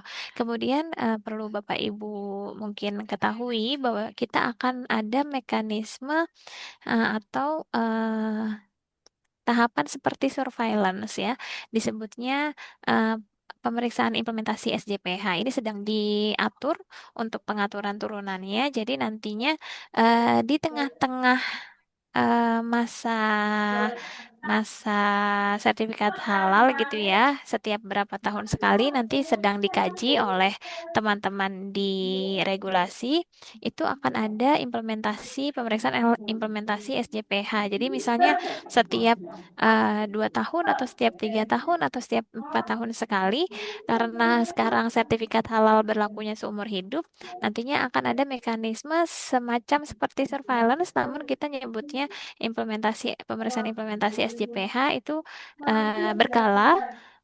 Nanti waktunya mungkin 2, 3, atau 4 tahun sekali si pelaku usaha itu akan kita periksa lagi gitu ya. Jadi nantinya untuk sebagai pengganti bahwasannya sertifikat halal ini berlaku seumur hidup dan untuk memastikan bahwasannya pelaku usaha tetap mengimplementasikan SJPH-nya dengan benar, kita sudah memiliki pengaturan terkait itu. Namun memang belum diimplementasikan secara langsung karena belum ada regulasi turunannya dan harusnya tahun ini sudah ada regulasi turunannya dan bisa diimplementasikan di tahun mendatang. Seperti itu mungkin Pak Adityo, ada yang ingin didiskusikan kembali? Baik, Bu. Untuk yang pertanyaan kedua tadi, Bu, itu kan kalau dia bersifatnya permanen ya, Bu ya. Seandainya dia hanya renovasi saja, itu seperti apa ya, Bu, kira-kira? Iya, Jadi untuk dia renovasi, pindah, dan dia kembali lagi ke tempat awal seperti itu. Ya, untuk renovasi juga sama perihalnya Bapak Ibu sekalian. Tadi di sertifikat halal tertulis ya pengaturannya. Sertifikat halal berlaku selamanya sepanjang tidak ada perubahan komposisi bahan ataupun proses produk halal. Sedangkan renovasi ini mempengaruhi perubahan proses produk halal. Maka ini perlu dilaporkan ke BPJPH dan akan ditindaklanjut oleh tim pengawas JPH. Nanti solusinya seperti apa? Apakah memang area sementara ini tetap harus disertifikasi halal seperti itu. Jadi atau nanti keputusannya bisa di pelaku usaha juga gitu ya. Di pelaku usaha kalau sudah nggak mau mencantumkan label halal dan menganggap produknya sudah tidak bersertifikat halal, itu juga bisa seperti itu. Jadi karena pun kalau di titik A ini hasil renovasinya selesai, itu juga mengalami perubahan proses produk halal sehingga harus disertifikasi halal lagi gitu. Jadi ini memang harus dilaporkan ke BPJPH dan akan menjadi tusi dari pengawasan itu. Nanti teman-teman di pengawasan bisa kasih peringatan tertulis di mana bahwasanya pelaku usaha itu bisa saja eh, tidak boleh mengklaim produknya sudah tersertifikat halal karena sedang mengalami masa perubahan eh, proses produk halal. Nanti apabila sudah firm lagi, dia mengajukan sertifikat halal baru lagi, baru boleh dicantumkan lagi sertifikat halalnya seperti itu. Baik, terima kasih, Bu. Terima kasih, Bapak. Ya, baik. Bu Husna, terima kasih. Dan Pak Aditya, terima kasih atas pertanyaannya. Untuk selanjutnya, urutan selanjutnya Bapak Iqbal, Ahmad Iqbal, Muhammad Iqbal, maaf. Silahkan Pak Muhammad Iqbal. Ya, terima kasih Bu Una, Bu Dewi atas waktunya. Karena sebenarnya banyak pertanyaan saya cuma karena ini materinya masih dalam regulasi, maka hanya terkait regulasi saja. Yang pertama, Ibu, kebetulan latar belakang saya dalam pekerjaan ini saat ini memberikan sertifikasi produk ekspor, Bu. Jadi mirip-mirip lah, mirip bentuknya conformity assessment dengan apa namanya untuk memenuhi trade barrier kira-kira gitu. Halal sepertinya kan bisa dikategorikan sebagai trade barrier, terutama dalam perdagangan internasional, Bu. Seperti yang kita ketahui, regulasi 748 KMA 748 itu kan memuat semua produk-produk yang wajib halal. Menariknya, yang kita ketahui pada bulan Oktober tahun ini semua produk impor wajib halal, terutama untuk F&B, kemudian food additive, herbal, suplemen, kosmetik, dan juga yang jadi heboh ini adalah uh, barang gunaan karena begitu banyak, begitu luas. Dan menariknya lagi untuk regulasi uh, 307 2025 itu, Pak Kaban sudah merilis HS Code, sesuatu yang sangat urgensi, sangat substantif bagi perdagangan internasional. Karena setiap produk untuk didagangkan secara internasional maka harus memiliki identifikasi hak itu. Dan dan menariknya untuk barang gunaan sampai saat ini belum ada HS code-nya. Ini kan apa namanya, klien-klien kami di luar sana ini jadi agak bingung maju mundur ini Bu. Apakah barang gunaan ini akan masuk, tetap dilibatkan, tetap diwajibkan pada Oktober nanti, uh, karena kan kita sudah tinggal berapa bulan lagi gitu ya, sedangkan barang HS code-nya belum ada nih. Apakah memang apa namanya, barang gunaan ini digital? Karena produk-produk yang lain di 307 itu sudah ada HS code-nya. Itu pertanyaan saya Bu, karena kenapa? Karena kita pernah mengalami penundaan kan dari tahun 2024 untuk barang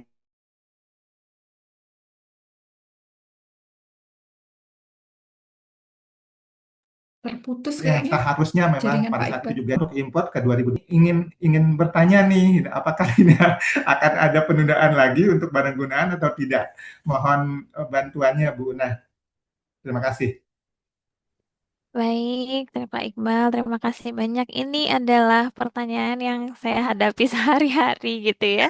Sehari-harinya memang saya menerima audiensi dari para pelaku usaha untuk terkait permasalahan ini karena memang eh, eh, big problem ya. Ini bukan hanya permasalahan sederhana, tapi memang ini permasalahan yang sangat besar, Bapak.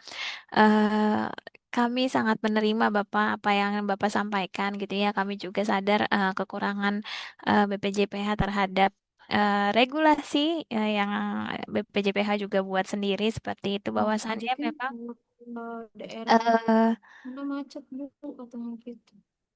bahwasanya memang sampai saat ini gitu ya, waktu 2024 gitu ya, sudah mendekati hari berakhirnya penahapan, belum ada terkait pengaturan tata niaga impornya seperti apa nih BPJPH gitu ya, baik diundur sekali sampai 2026 sudah bulan Mei tanggal 18 masih belum ada juga nih pengaturan tata niaga impornya gitu. Baru hanya ada HS Code makanan minuman saja. Kemudian bagaimana pengaturan tata niaga impornya ini bukan bicara makanan minuman saja, bahkan HS Code-nya saja baru makanan minuman dan belum ada tata niaga impornya seperti itu ya Bapak ya. Ini menjadi tantangan bagi BPJPH Bapak karena kami masih terus menyusun gitu ya regulasinya secara paralel, baik itu regulasi pengaturan tata niaga impornya nanti mekanisme masuknya seperti apa dan juga seiringan dengan HS code-nya.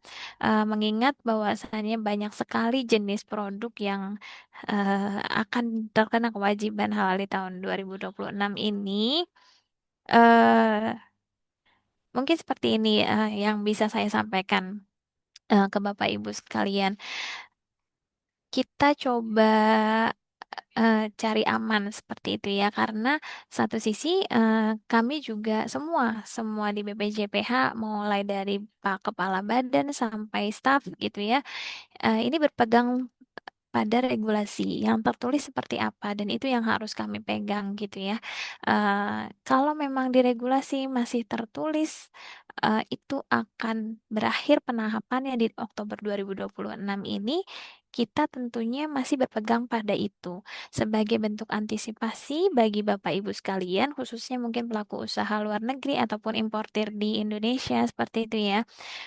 Minimal sambil kita menunggu paralel tata niaga impor dan HS code-nya seperti apa, Minimal produknya sudah tersertifikasi terlebih dahulu. Boleh itu sertifikasi halal dari Indonesia, boleh juga sertifikasi halal dari lembaga halal luar negeri, tapi tidak lupa untuk tetap diregistrasi karena pengaturan terkait registrasi sertifikat halal luar negeri ini sudah ada dan sudah diimplementasikan, jadi tetap harus diregistrasi. Mungkin seperti itu Pak Iqbal yang bisa saya sampaikan terus ke teman-teman pelaku usaha khususnya dan importir juga khususnya. Kita sama-sama saling menunggu. Tidak hanya Bapak Ibu sebagai eksternal, kami juga di BPJPH terus mengejar seperti itu ya. Tapi untuk sampai saat ini regulasi yang ada gitu ya, memang itu akan ditetapkan dan jatuh pada Oktober 2026. Untuk mengantisipasinya seperti apa, mungkin yang bisa saya sampaikan seperti itu. Minimal amankan dulu produknya sudah bersertifikat halal. Nantinya mungkin terkait pengaturan tata niaga impornya kita akan grace period kan, tapi untuk halal atau enggaknya mungkin itu tidak akan lagi ada grace period karena biasanya kalau sudah dilakukan grace period tidak akan ada lagi gitu lah Pak. Ini kan sudah mundur 2 tahun, sepertinya 2 tahun ke belakang gitu ya untuk eh, kewajiban sertifikat halalnya. Tapi nanti untuk pengaturan tata niaga impornya terkait pemasukannya karena dokumen sertifikat halal nanti akan dijadikan lartas, entah itu lartasnya sifatnya border ataupun post border, itu pasti nanti akan ada grace periodnya. Tapi untuk halal dan tidak halalnya itu sudah harus diamankan terlebih dahulu. Mungkin itu yang bisa saya sampaikan Pak Iqbal untuk sementara ini. Mungkin ada yang ingin didiskusikan lebih lanjut. Terima kasih Bu. Untuk saat ini masih banyak yang ingin bertanya. Dipersilahkan teman-teman yang lain dulu. Terima Baik, kasih. terima kasih. Baik, terima kasih Pak Iqbal pertanyaannya dan Bu Husna atas penjelasannya. Selanjutnya urutan penanya berikutnya Pak Faza Alfa Syafira. Ibu, mohon maaf. Silakan Ibu. Oh, enggak jadi tadi ya, jadi diturunkan resen-nya. Baik, Bapak Dimas Dwi, kami persilahkan. Oh, sudah tidak bertanya lagi. Bapak Ahmad Irsyad, Oke, baik, silakan Pak Bu. Irsyad. Oke, baik, Bu Dewi. Terima kasih, Bu Dewi dan Bu Husna. Eh, ini saya mengacu pada yang sudah dijelaskan oleh Bu Husna mengenai pasal 40 PP nomor 42. Yang tadi dijelaskan bahwa auditor mengaudit sesuai ruang lingkup yang sudah ditentukan oleh regulasi itu. Misalkan kalau dalam suatu LPH terdapat keterbatasan auditor, dan kemudian ada pelaku usaha yang mendaftarkan tidak sesuai dengan bidang tidak sesuai dengan bidang keilmuan atau ruang lingkup yang akan diaudit. Apakah boleh kemudian apakah boleh kemudian auditor tersebut mengaudit di luar ruang lingkup yang sudah ditentukan? Itu yang pertama. Kemudian yang kedua, ketika case-nya ada pelaku usaha yang kemudian eh, di jasa penyembelihan begitu, Bu, ya. Seharusnya kan yang cocok untuk mengaudit itu di ruang lingkup bidang peternakan atau kedokteran hewan begitu. Nah, seumpama dengan case yang sama dengan keterbatasan auditor, apakah kemudian auditor boleh mengaudit ke jasa penyembelihan dengan syarat bahwa auditor punya sertifikat Juleha karena dalam proses audit nanti dibarengi oleh Pak Kiai dan SDM Syariah. Mungkin begitu, Bu. Dua pertanyaan itu yang saya sampaikan. Terima kasih. Baik, baik Pak. Izin saya menjawab.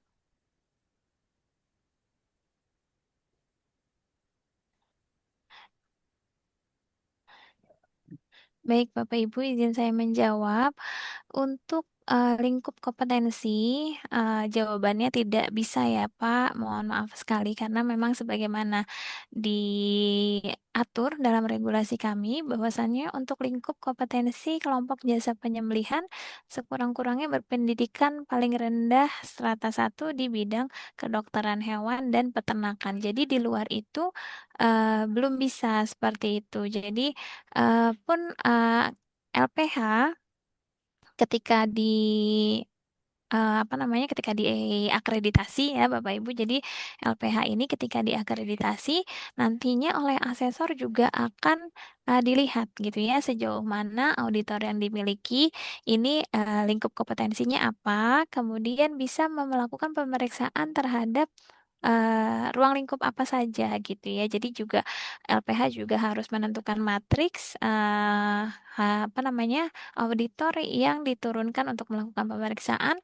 harus sesuai dengan lingkup kompetensi dan ruang lingkup yang diperiksa seperti itu. Jadi tidak bisa keluar ruang lingkup seperti itu. Nanti apabila ada pengawasan ke LPH Bapak Ibu sekalian, apabila terjadi hal demikian itu akan bisa menjadi potensi pelanggaran gitu ya, di mana potensi pelanggaran tentunya akan berimbas pada sanksi seperti itu mungkin Pak Ahmad yang bisa saya sampaikan. Baik Bu, izin menanggapi sedikit.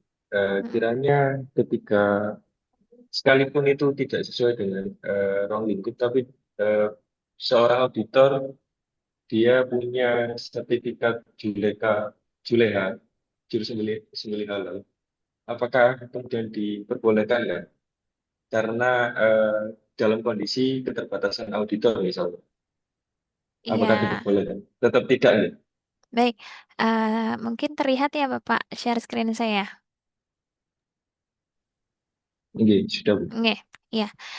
Kita coba baca di bawahnya. Dalam hal terdapat auditor halal yang tidak termasuk ke dalam kualifikasi pendidikan sesuai lingkup kompetensi di atas, sepanjang kualifikasi pendidikan termasuk dalam ketentuan peraturan PP 42 tahun 2024. Tadi kan di PP 42 ada kualifikasi pendidikan auditor halal ya. Kemudian memiliki, ini yang perlu di-highlight, memiliki kompetensi berdasarkan portofolio dan pengalaman kerja di bidang yang relevan minimal 5 tahun dapat direkomendasikan oleh asesor. Jadi nanti mekanismenya seperti ini Bapak. LPH Bapak ketika mengajukan akreditasi atau ketika meregistrasikan auditor halal, ini kan harus jelas ya auditor halal ini akan menaungi ruang lingkup apa saja gitu ya berdasarkan kompetensinya. Apabila LPH dapat membuktikan bahwasannya misalnya Bapak Pak Ahmad nih bukan berlatar belakang kedokteran hewan ataupun peternakan, tapi Bapak memang memiliki pengalaman yang dapat dibuktikan secara tertulis yaitu portofolio pengalaman kerja di bidang yang relevan dengan penyembelihan minimal 5 tahun itu nanti dapat direkomendasikan ke asesor yang bertugas mengakreditasi LPH Bapak. Nanti asesor tersebut ketika sudah merekomendasikan akan dinilai oleh dewan penilai atau tim penilai yang akan menentukan bahwasannya boleh atau tidak seperti itu Pak. Jadi masih ada kesempatan tapi harus memenuhi persyaratan sebagaimana dimaksud dalam regulasi ini gitu Pak Ahmad. Mungkin bisa diterima ya Pak ya untuk Oke, baik Bu Sa. Terima G. kasih atas jawabannya. G sami-sami Oke, Pak. terima kasih dari Baik, terima kasih Pak Ahmad Irsyad dan Bu Husna. Selanjutnya saya persilakan Bu Fasa Alfa Safira untuk menanyakan Baik, pertanyaannya. Silakan Ibu. baik Ibu, apakah suara saya terdengar? Izin Jelas Bu, bertanya terdengar. kepada, ya, izin bertanya kepada Ibu Husna Irsalina. Saya ingin menanyakan terkait persyaratan auditor yang tadi ada di PPT. Eh, apakah auditor yang hanya memiliki sertifikat pelatihan tapi belum melalui uji kompetensi bisa melakukan audit? Itu yang pertama, Ibu.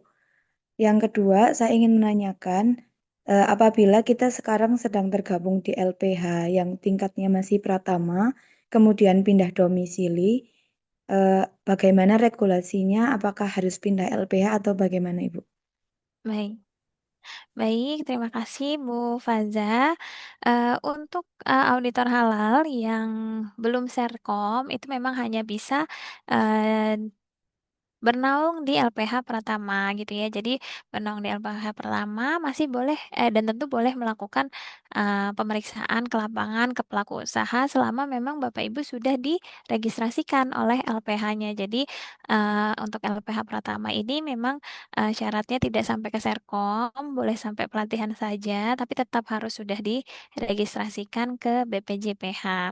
Nah, kemudian ketika Bu Faza ya nanti sudah diregistrasikan oleh LPH, misalnya Ibu ada di LPH yang ada di Jakarta. Sudah diregistrasikan oleh LPH yang ada di Jakarta, tapi Bu Faza pindah ke Bandung gitu ya. Dalam hal ini Bu Faza masih terregistrasi di LPH Jakarta. Ibu tetap bisa melakukan pemeriksaan selama itu pengajuan permohonan di LPH Jakarta, tapi nantinya akan berpengaruh kepada beban transportasi Bu Faza sendiri karena apa namanya pelaku usaha tidak akan menanggung biaya transportasi Bu Faza gitu ya karena anggapannya LPH-nya ada di Jakarta dan pelaku usaha yang mengajukan permohonan sertifikat halal juga dari Jakarta tidak mau menanggung biaya transportasi dan akomodasinya. Apabila itu memberatkan bagi Bu Faza bisa mengajukan pengunduran diri dari LPH Jakarta dan pindah ke LPH Bandung, namun dalam tetap lingkup LPH Pratama. Kalau misalnya memang belum dilanjutkan serkomnya seperti itu. Nanti mungkin yang memberatkan di Bu Faza sendiri apabila Ibu pindah domisili karena tidak akan ada biaya pengganti transport dan akomodasinya seperti itu, Bu. Baik, terima kasih Ibu atas jawabannya. Terima kasih. Baik, cukup jelas ya Bapak Ibu. Selanjutnya Bu Nur Wulan Viani, saya persilakan Ibu Nur. Terima kasih Bu Dewi. Izin Bu Husna mau bertanya, untuk metode sertifikasi halal itu kan ada pengajuan secara reguler dan self-declare. Itu sebenarnya ada perbedaan yang signifikan atau hanya sesuai lingkup pelaku usaha atau kayak UMKM lebih baik self-declare atau bagaimana ya Bu? Penjelasan lebih dalamnya. Terima kasih Bu. Iya, sama-sama Bu. Untuk perbedaannya sangat signifikan ya Bu, karena memang self declare atau skema sertifikasi halal melalui pernyataan pelaku usaha ini sejatinya adalah bantuan gitu ya, bantuan dari pemerintah terhadap usaha mikro kecil. Bagaimana usaha mikro kecil ini bisa tetap bersertifikat halal tanpa beban biaya seperti itu. Nah, syaratnya mereka hanya untuk apa namanya produk-produk dengan titik kritis yang sangat rendah gitu ya. Produk-produknya dibatasi hanya boleh produk-produk ABC saja, itu sudah ada regulasinya. Nanti mungkin Ibu bisa baca. Jadi tidak semua produk bisa untuk melalui skema self declare. Sangat jauh berbeda dengan untuk skema yang reguler ini karena skema yang reguler ini bisa untuk seluruh jenis produk, seluruh jenis skala usaha gitu ya. Jadi seluruh titik kritis ini bisa naungi di proses permohonan sertifikat halal reguler ini. Dan kenapa reguler ini harus di bawah pemeriksaan LPH ataupun auditor halal itu tadi karena titik kritisnya kita nggak tahu sejauh mana dan sedalam apa beda dengan halnya yang self declare ini. Self declare ini kita punya lembaga tersendiri Bapak Ibu, jadi tidak masuk ke LPH nih kita diurus oleh LP3H di mana nanti akan ada pendamping proses produk halal namanya P3H itu yang akan memverifikasi, jatuhnya hanya memverifikasi, tidak melakukan pemeriksaan seperti Bapak Ibu gitu ya, yang lebih mendalam dan harus memiliki kompetensi spesifik dan tertentu gitu ya. Kalau untuk self declare ini hanya untuk titik kritis rendah, tidak terlalu sulit dan nantinya pendampingnya juga eh, apa namanya melakukan verifikasinya tidak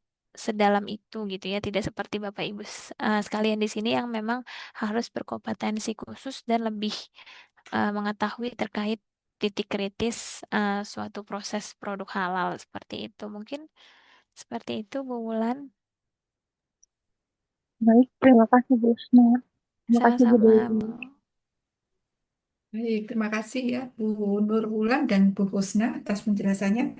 Selanjutnya Bapak Tito Nurseha, pertanyaan selanjutnya. Saya persilakan Bapak Tito.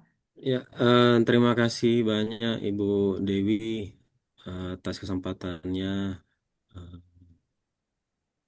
Ibu Husna, saya ingin menanyakan satu hal karena tadi sudah ditanyakan oleh penanya sebelumnya terkait pemeriksaan produk saat proses produksi produk itu kan sudah terjawab.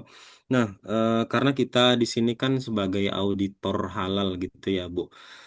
Eh, Beberapa waktu yang lalu saya sempat mendampingi, menemani auditor, gitu. Jadi saya sebagai penyelia itu terkait keluhan dari pelaku usaha sih gitu Bu. Jadi kenapa eh, kenapa kami ini pelaku usaha itu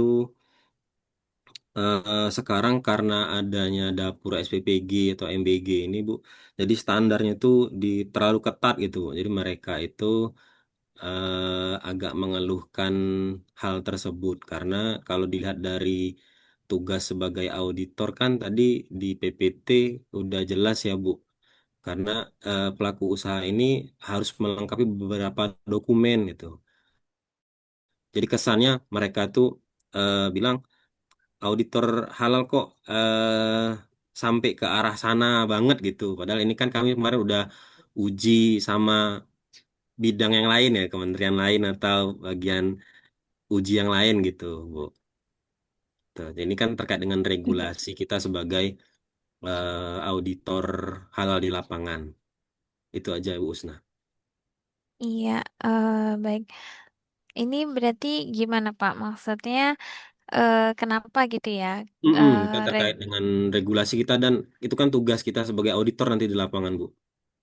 iya, kenapa regulasi kita dianggap terlalu memberatkan bagi pelaku usaha atau gimana Pak? Terlalu detail ya, dan memberatkan gitu bagi Iya, mereka pelaku usaha, Bu. iya, iya baik, baik Bapak Ibu mungkin ini kalau kita bicara tentang SPPG ya Bapak Ibu ini memang menjadi suatu tantangan besar pastinya bagi teman-teman SPPG karena mungkin eh, kalau dapur makanan gitu ya atau catering Bapak Ibu ini memang challenging karena menu itu biasanya berganti-ganti gitu ya, tidak seperti industri pabrik ataupun apa namanya produsen-produsen yang hanya memproduksi produk-produk tertentu gitu ya, satu macam atau dua macam atau tiga macam yang itu saja secara kontinu. Beda dengan dapur makanan yang seringkali berubah-berubah menunya. Nah, ini memang agak memberatkan bagi teman-teman di dapur karena mereka kan harus mengelis semua daftar bahannya, harus menulis semua proses produksinya, menunya kira-kira apa yang memang akan mereka produksi sampai selamanya ini walaupun sebenarnya teman-teman dari BGN juga sudah ada menentukan menu-menu gitu ya, tapi mereka kan pasti masih punya kreasi-kreasi sendiri. Itu mungkin yang menjadi beban bagi teman-teman di dapur. Kemudian yang paling berat biasanya bagi teman-teman di dapur adalah kesulitan memperoleh bahan baku hasil sembelihan yang halal gitu ya karena kami biasanya peroleh dari pasar gitu ya kami merasa di pasar ini ya halal gitu karena yang menyembelih juga Islam gitu tapi kan setelah masuk ke proses sertifikasi halal oh tidak sesederhana itu gitu ya ternyata tidak semua apa namanya orang Muslim paham terkait proses penyembelihan sesuai syariat gitu ya sehingga kita mensyaratkan ini harus ada sertifikat halalnya, ini harus ada sertifikat halalnya, ini harus dibuktikan dengan sertifikat halal. Itu yang mungkin dirasa beban gitu ya bagi dapur. Nah, di sini kami berharap seluruh stakeholder BP seluruh stakeholder JPH termaksud Bapak Ibu sekalian yang akan menjadi auditor halal ini bisa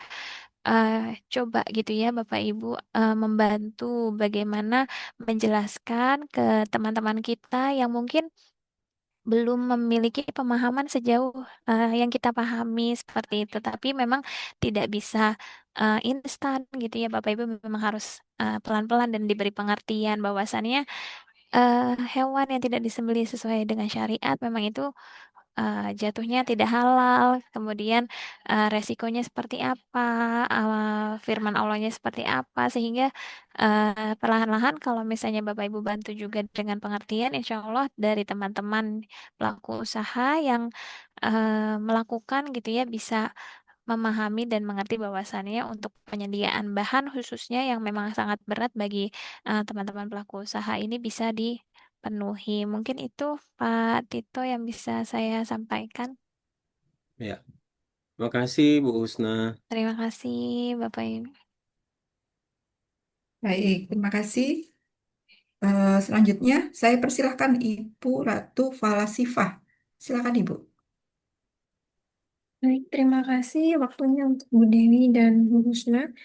Saya izin bertanya untuk yang pertama, dalam pelaksanaan pemeriksaan audit, itu apakah ada ketentuan atau persyaratan khusus untuk dilakukan on-site ataupun audit jarak jauh? Karena kan tidak menutup kemungkinan kita itu ada ajuan mungkin dari luar pulau atau bahkan luar negeri. Untuk yang kedua, kalau misal kita sudah melakukan pemeriksaan atau melakukan audit hingga dilakukan sidang. Apakah masih ada kemungkinan untuk laporan atau PU tersebut ditolak? Dan kalaupun itu ditolak, apa yang perlu kita lakukan? Atau apakah kita perlu melakukan audit ulang atau bagaimana ya? Terima kasih. Baik, terima kasih. Baik Ibu Ratu, saya izin menjawab. Sudah terlihat ya Bapak Ibu untuk share screen-nya. Di sini di pasal 80 disebutkan pemeriksaan produk sebagaimana dimaksud dalam pasal 77 ayat 2 dilakukan oleh auditor halal di lokasi usaha pada saat proses produksi secara tatap muka. Ini sudah sangat jelas ya Bapak Ibu. Kemudian dalam pelaksanaan pemeriksaan produk di lokasi usaha secara tatap muka, pemohon wajib memberikan informasi dan data kepada auditor halal. Dalam hal terjadi kondisi kedaruratan sesuai ketentuan peraturan perundang-undangan, pemeriksaan produk sebagaimana dimaksud dapat dilakukan secara daring. Jadi Bapak Ibu tidak semata-mata pemeriksaan ini ada pengajuan pemeriksaan yang jauh. Boleh daring itu enggak, karena harus dilakukan di lokasi usaha pada saat proses produksi secara tatap muka. Eh, pun bisa dilakukan secara daring, itu harus ada ketentuan peraturan perundang-undangannya apabila terjadi kondisi kedaruratan. Jadi tidak hanya semata-mata lokasinya jauh, karena mau sejauh apapun itu tetap harus dilakukan secara langsung gitu ya, apabila tidak terjadi kondisi kedaruratan yang berarti seperti itu. Jadi kalau untuk pemeriksaan halal ini tidak tidak dilakukan secara daring, yaitu tetap harus dilakukan secara tatap muka, Ibu Ratu. Kemudian izin pertanyaan yang kedua tadi bagaimana ya Ibu? Maaf. Ya, izin mengulangi ya, Bu. Mm-mm. Untuk yang pertanyaan kedua itu apabila kita sudah melakukan pemeriksaan hingga dilakukan sidang Oh iya, dan iya. kemudian laporannya ditolak. Iya, kalau untuk hasil sidang ini yang masih saya pahami gitu ya. Untuk yang komisi fatwa biasanya cenderung untuk langsung menetapkan halal atau tidak halalnya. Adapun eh, Komisi Fatwa beranggapan perlunya perbaikan, nantinya pelaku usaha masih bisa melakukan perbaikan. Tapi kalau misalnya hasil penetapannya sudah ini halal atau ini tidak bisa dilanjutkan halal, itu berarti sudah tidak ada kesempatan lagi. Itu nanti tergantung dari eh, Komisi Fatwa atau para ulama dalam menetapkan keputusan di hasil sidangnya, Ibu Ratu. Apabila misalnya masih bisa coba dikembalikan dulu, dikembalikan. Tapi kalau misalnya sudah ada putusan, berarti tidak bisa dikembalikan seperti itu.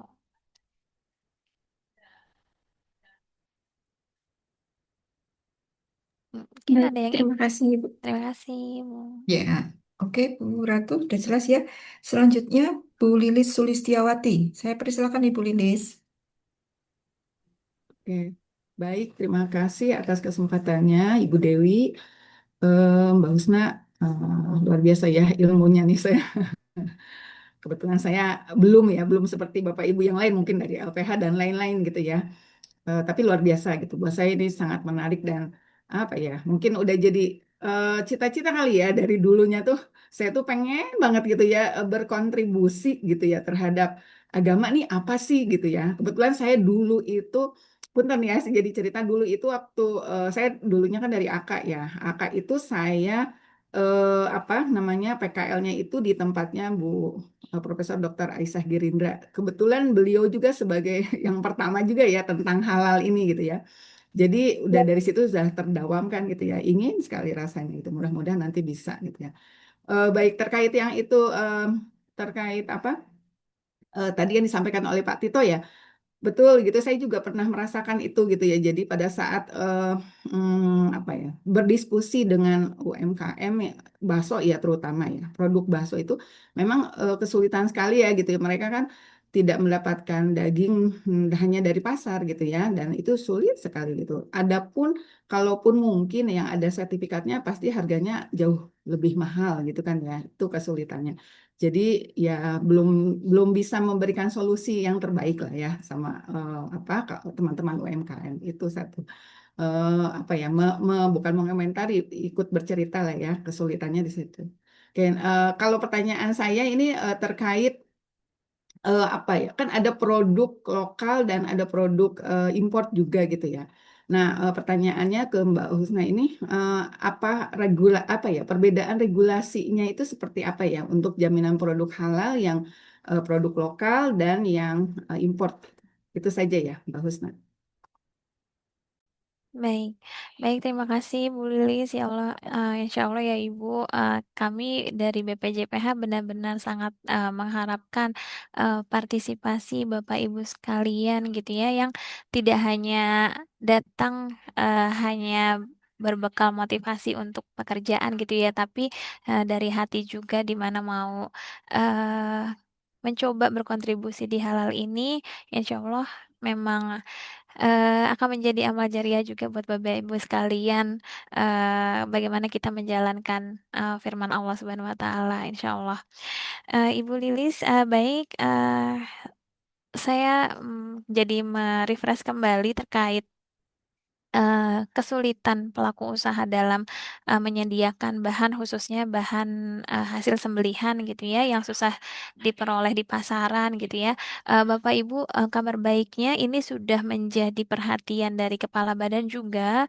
Kepala Badan juga sudah mencanangkan program untuk pelatihan juru sembelih halal sampai ke skala desa gitu ya. Jadi kami sedang memasifkan dan coba memetakan untuk melatih juru sembelih halal di banyak wilayah untuk ketersediaan bahan hasil sembelihan halal di pasaran gitu ya. Jadi kalau untuk mungkin sudah 2 sampai 3 batch ke belakang kita sudah mengadakan pelatihan juru sembelih halal yang kita minta pegawai-pegawai di pasar gitu ya, pegawai-pegawai di pasar khususnya ini terlebih lagi unggas ya, di mana unggas ini banyak yang disembelih langsung di lokasi pasar gitu ya. Itu sudah beberapa pasar sudah kita coba jangkau, sudah kita coba latih pegawai-pegawainya untuk bisa melakukan penyembelihan sebagaimana sesuai syariat Islam seperti itu. Semoga ini ke depannya bisa membantu masyarakat untuk bisa memenuhi kebutuhan kesediaan bahan halal khususnya hasil sembelihan seperti itu. Kami juga terus berupaya. Kemudian Ibu untuk pertanyaan, bagaimana perbedaan regulasi antara produk dalam negeri dan produk luar negeri? Baik Bapak Ibu, ini juga pastinya sangat penting bagi Bapak Ibu. Jadi memang ada dua perbedaan pengaturan antara produk dalam negeri dan produk luar negeri. Untuk produk dalam negeri, proses sertifikasinya ini wajib sertifikasi halal Indonesia gitu ya melalui BPJPH. Kemudian untuk produk luar negeri ini ada dua opsi. Produk luar negeri ini bisa disertifikasi halal langsung oleh BPJPH. Jadi nanti mengajukan permohonan ke BPJPH dan akan ada LPH atau auditor halal yang ditugaskan untuk terbang ke lokasi eh, negara dimaksud untuk melakukan pemeriksaan secara langsung. Atau opsi yang kedua, produk ini bisa disertifikasi halal oleh lembaga halal luar negeri yang sudah bekerja sama saling pengakuan dengan BPJPH. Jadi ada syaratnya ya, Bapak Ibu. Ada yang namanya lembaga halal luar negeri. Lembaga halal luar negeri ini harus sudah diakreditasi dan harus sudah bekerja sama saling pengakuan dengan BPJPH terlebih dahulu, baru sertifikat halal yang dikeluarkan oleh lembaga tersebut bisa diakui. Tapi tidak hanya sampai situ saja, Bapak Ibu. Setelah itu, sertifikat halal tersebut harus diregistrasikan dulu ke BPJPH. Setelah diregistrasikan, barulah produknya ini bisa masuk dipasarkan ke Indonesia gitu. Jadi untuk pengaturan eh, apa namanya dari produk impor ini memang ada dua dua macam ya. Yang pertama langsung melalui BPJPH, yang kedua bisa melalui lembaga halal luar negeri yang sudah terakreditasi dan saling pengakuan oleh BPJPH, tapi harus diregistrasikan dulu sebelum produknya masuk ke Indonesia. Mungkin itu perbedaan mendasar terkait produk dalam negeri dan produk luar negeri. Mungkin ada tanggapan dari Bu Lilis? Terima kasih, Mbak Husna, sudah cukup. Ya, terima kasih Bu.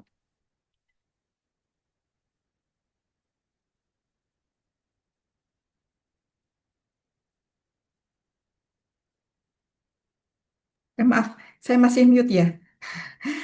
Makasih Bu Lilis dan Bu Husna. Untuk selanjutnya saya persilahkan Bu Reno Fitri untuk menyampaikan pertanyaan. Iya, baik. Terima kasih Bu Dewi, Bu Husna. Izin bertanya, eh, mau memperjelas kembali. Tadi sempat ada pembahasan mengenai auditor yang bidang apa ya, background pendidikannya agak berbeda. Jadi di kami di BBIA ini auditor halalnya agak terbatas, terutama yang laki-laki. Sementara kami sudah LPH utama, jadi bisa seluruh Indonesia gitu. Dan banyak juga permintaan ke SPPG yang cukup jauh di pelosok dan menunya banyak gitu ya. Nah jadi kalau misalnya di kami ada yang baru pindah Bu dari Satker dari Lampung, sudah 3 tahun menjadi ketua LPH di Lampung, tapi memang backgroundnya S1-nya fisika, S2-nya otomasi gitu ya, controlling, tapi beliau sudah 3 tahunnya ketua BSPJI Lampung gitu ya. Kemudian ikut set up dokumen dan membangun LPH-nya tuh ruang lingkupnya makanan minuman gitu. Jadi kemudian di Satker kami karena apa di kami juga ada rolling ya restrukturisasi, jadi banyak juga personil baru yang termasuk saya baru gitu dan kami baru ikut pelatihan. Nah, beliau ini ternyata belum jadi auditor halal gitu. Padahal sudah sangat menguasai gitu dan paham gitu seluk-beluk mengenai audit gitu ya dan bagaimana proses dari audit halal. Nah, jadi dengan tadi informasi ini apakah bisa gitu ya salah satu personil kami ini bisa nanti kalau sudah 5 tahun ya minimal 5 tahun. Em, Apakah bisa total 3 tahun di sana, 2 tahun di sini gitu ya? Ruang lingkupnya sama makanan minuman. Jadi nanti em, apa detailnya itu rekomendasi dari asesor itu maksudnya dari mana ya Ibu ya?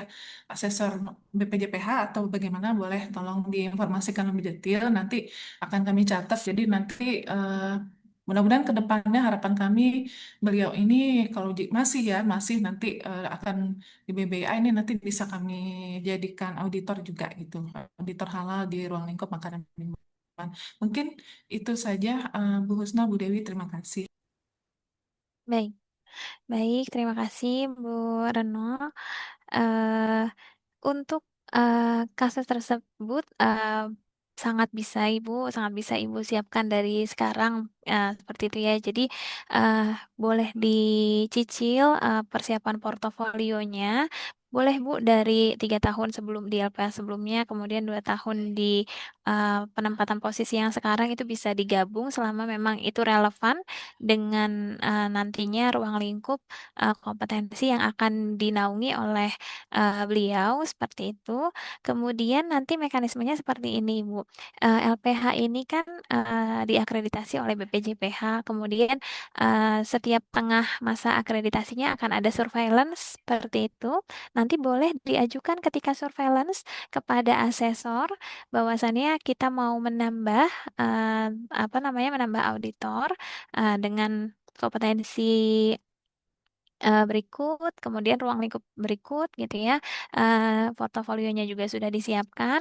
Nanti rekomendasi dari asesor tersebut berupa hasil surveillance ya, Bu. Biasanya sekalian di hasil surveillance ini nanti asesor akan menuliskan rekomendasi bahwasanya selain surveillance yang memang eh, biasa sudah dipenuhi, kemudian terkait penambahan auditor halal yang sebagaimana dimaksud nanti ketika dinaikkan ke Dewan Pengarah ataupun Dewan Penilai, insya Allah itu bisa diterima Bu selama memang portofolionya sesuai dan memahami keterbatasan-keterbatasan atau kondisi-kondisi yang dijelaskan eh, oleh Ibu tadi dan juga karena kita sama-sama instansi pemerintahan yang mungkin bisa saling dipahami gitu ya. Nanti kondisinya seperti ini terjadi mutasi dan sebagainya, insya Allah nanti dari asesor dan dewan pengarah akan memahami bagaimana kondisinya dan bisa diterima seperti itu, Bu Retno. Nanti biasanya ketika surveillance kita proses. Oh ya, baik Bu. Jadi ketika surveillance nanti ada rekomendasi dari asesor mungkin bisa Betul, ditambahkan kalau sudah 5 tahun ya betul. portofolionya. Izin Bu boleh sedikit informasi kalau portofolionya itu isinya apa saja ya Bu? Eh, apa kayak seperti apa gitu Mm-mm. formatnya gitu? Ha, Mm-mm. boleh. Berarti nanti isi portofolionya bisa dijelaskan Bu keterlibatan yang bersangkutan di LPH seperti apa, sejauh apa. Kemudian boleh dari sekarang dicicil bahwasanya beliau ini diikut sertakan dalam proses pemeriksaan sebagai pengamat gitu ya, sebagai pembelajaran nanti bisa didokumentasikan juga supaya bisa jadi penguat bagi asesor juga bahwasanya portofolionya ini memenuhi sebagaimana dimaksud dalam persyaratan seperti itu. Ya, baik baik sip ya. Terima kasih banyak Bu Husna Terima sudah cukup kasih, Bu. jelas. Ya, terima kasih Bu Baik. Husna, Bu Dewi. Ya, terima kasih Bu Reno. Bu Husna, ada satu pertanyaan di kolom chat. Izin saya bacakan ya Bu, dari Pak Adit. Ini jika rumpun pendidikan seseorang ini tidak masuk kualifikasi. Jadi rumpun pendidikannya tidak masuk kualifikasi, tapi sudah berpengalaman seperti itu. Menjadi asesor dan auditor. Apakah masih dapat menjadi auditor halal? Baik, izin Pak kalau untuk di luar kualifikasi biasanya dari eh, karena itu amanat dari PP sepertinya memang sudah tidak bisa gitu ya karena dari mulai pelatihan dan serkom saja itu sudah tidak lolos biasanya gitu. Jadi kalau untuk di luar kualifikasi banget kayaknya memang nggak bisa. Misalnya eh iya, misalnya contoh apa gitu ya, bidang pendidikannya itu benar-benar di luar kualifikasi, itu sepertinya dari sejak pelatihan atau serkom saja sudah tidak diterima dan tidak bisa melanjutkan ke tahap selanjutnya seperti itu. Baik, demikian ya Pak Adit, sudah cukup jelas ya. Jadi ini sudah cukup ketat. Eh, Selanjutnya, karena waktunya sudah hampir 3 menit, izin Bu Idlatul Idhatul. Saya susah bacanya. Singkat saja Ibu, saya persilahkan.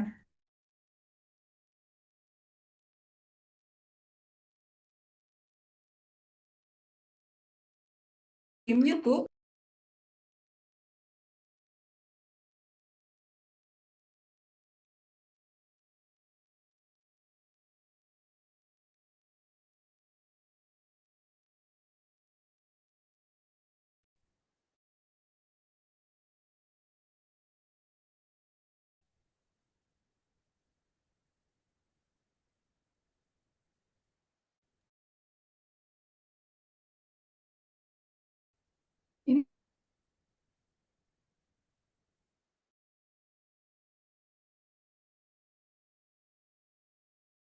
Ini saya Ya, sama Ibu, tidak ada tidak ada suaranya. suaranya ditanyakan untuk ke narasumber berikutnya ya Bu, karena waktunya juga sudah menunjukkan pukul 10.58. Baik Bapak Ibu, izin Bu Ananda dan Bu Atut mungkin bisa ditanyakan ke narasumber berikutnya.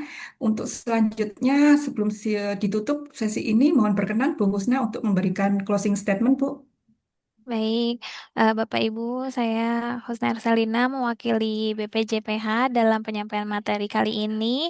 Memohon maaf sebesar-besarnya apabila terdapat kesalahan kata ataupun sikap ataupun kekurangan materi yang saya sampaikan. Harapannya materi yang saya sampaikan masih ada manfaatnya dan bisa diambil oleh Bapak Ibu sekalian. Insya Allah kami sangat berterima kasih atas partisipasi Bapak Ibu sekalian yang ingin bergabung ke dalam penyelenggaraan jaminan produk halal seperti yang saya sudah sampaikan sejak awal. Semoga ini tidak hanya pekerjaan semata Bapak Ibu tapi juga insya Allah menjadi amal kebaikan bagi Bapak Ibu semua dan menjadi bekal kita di akhirat nanti insya Allah.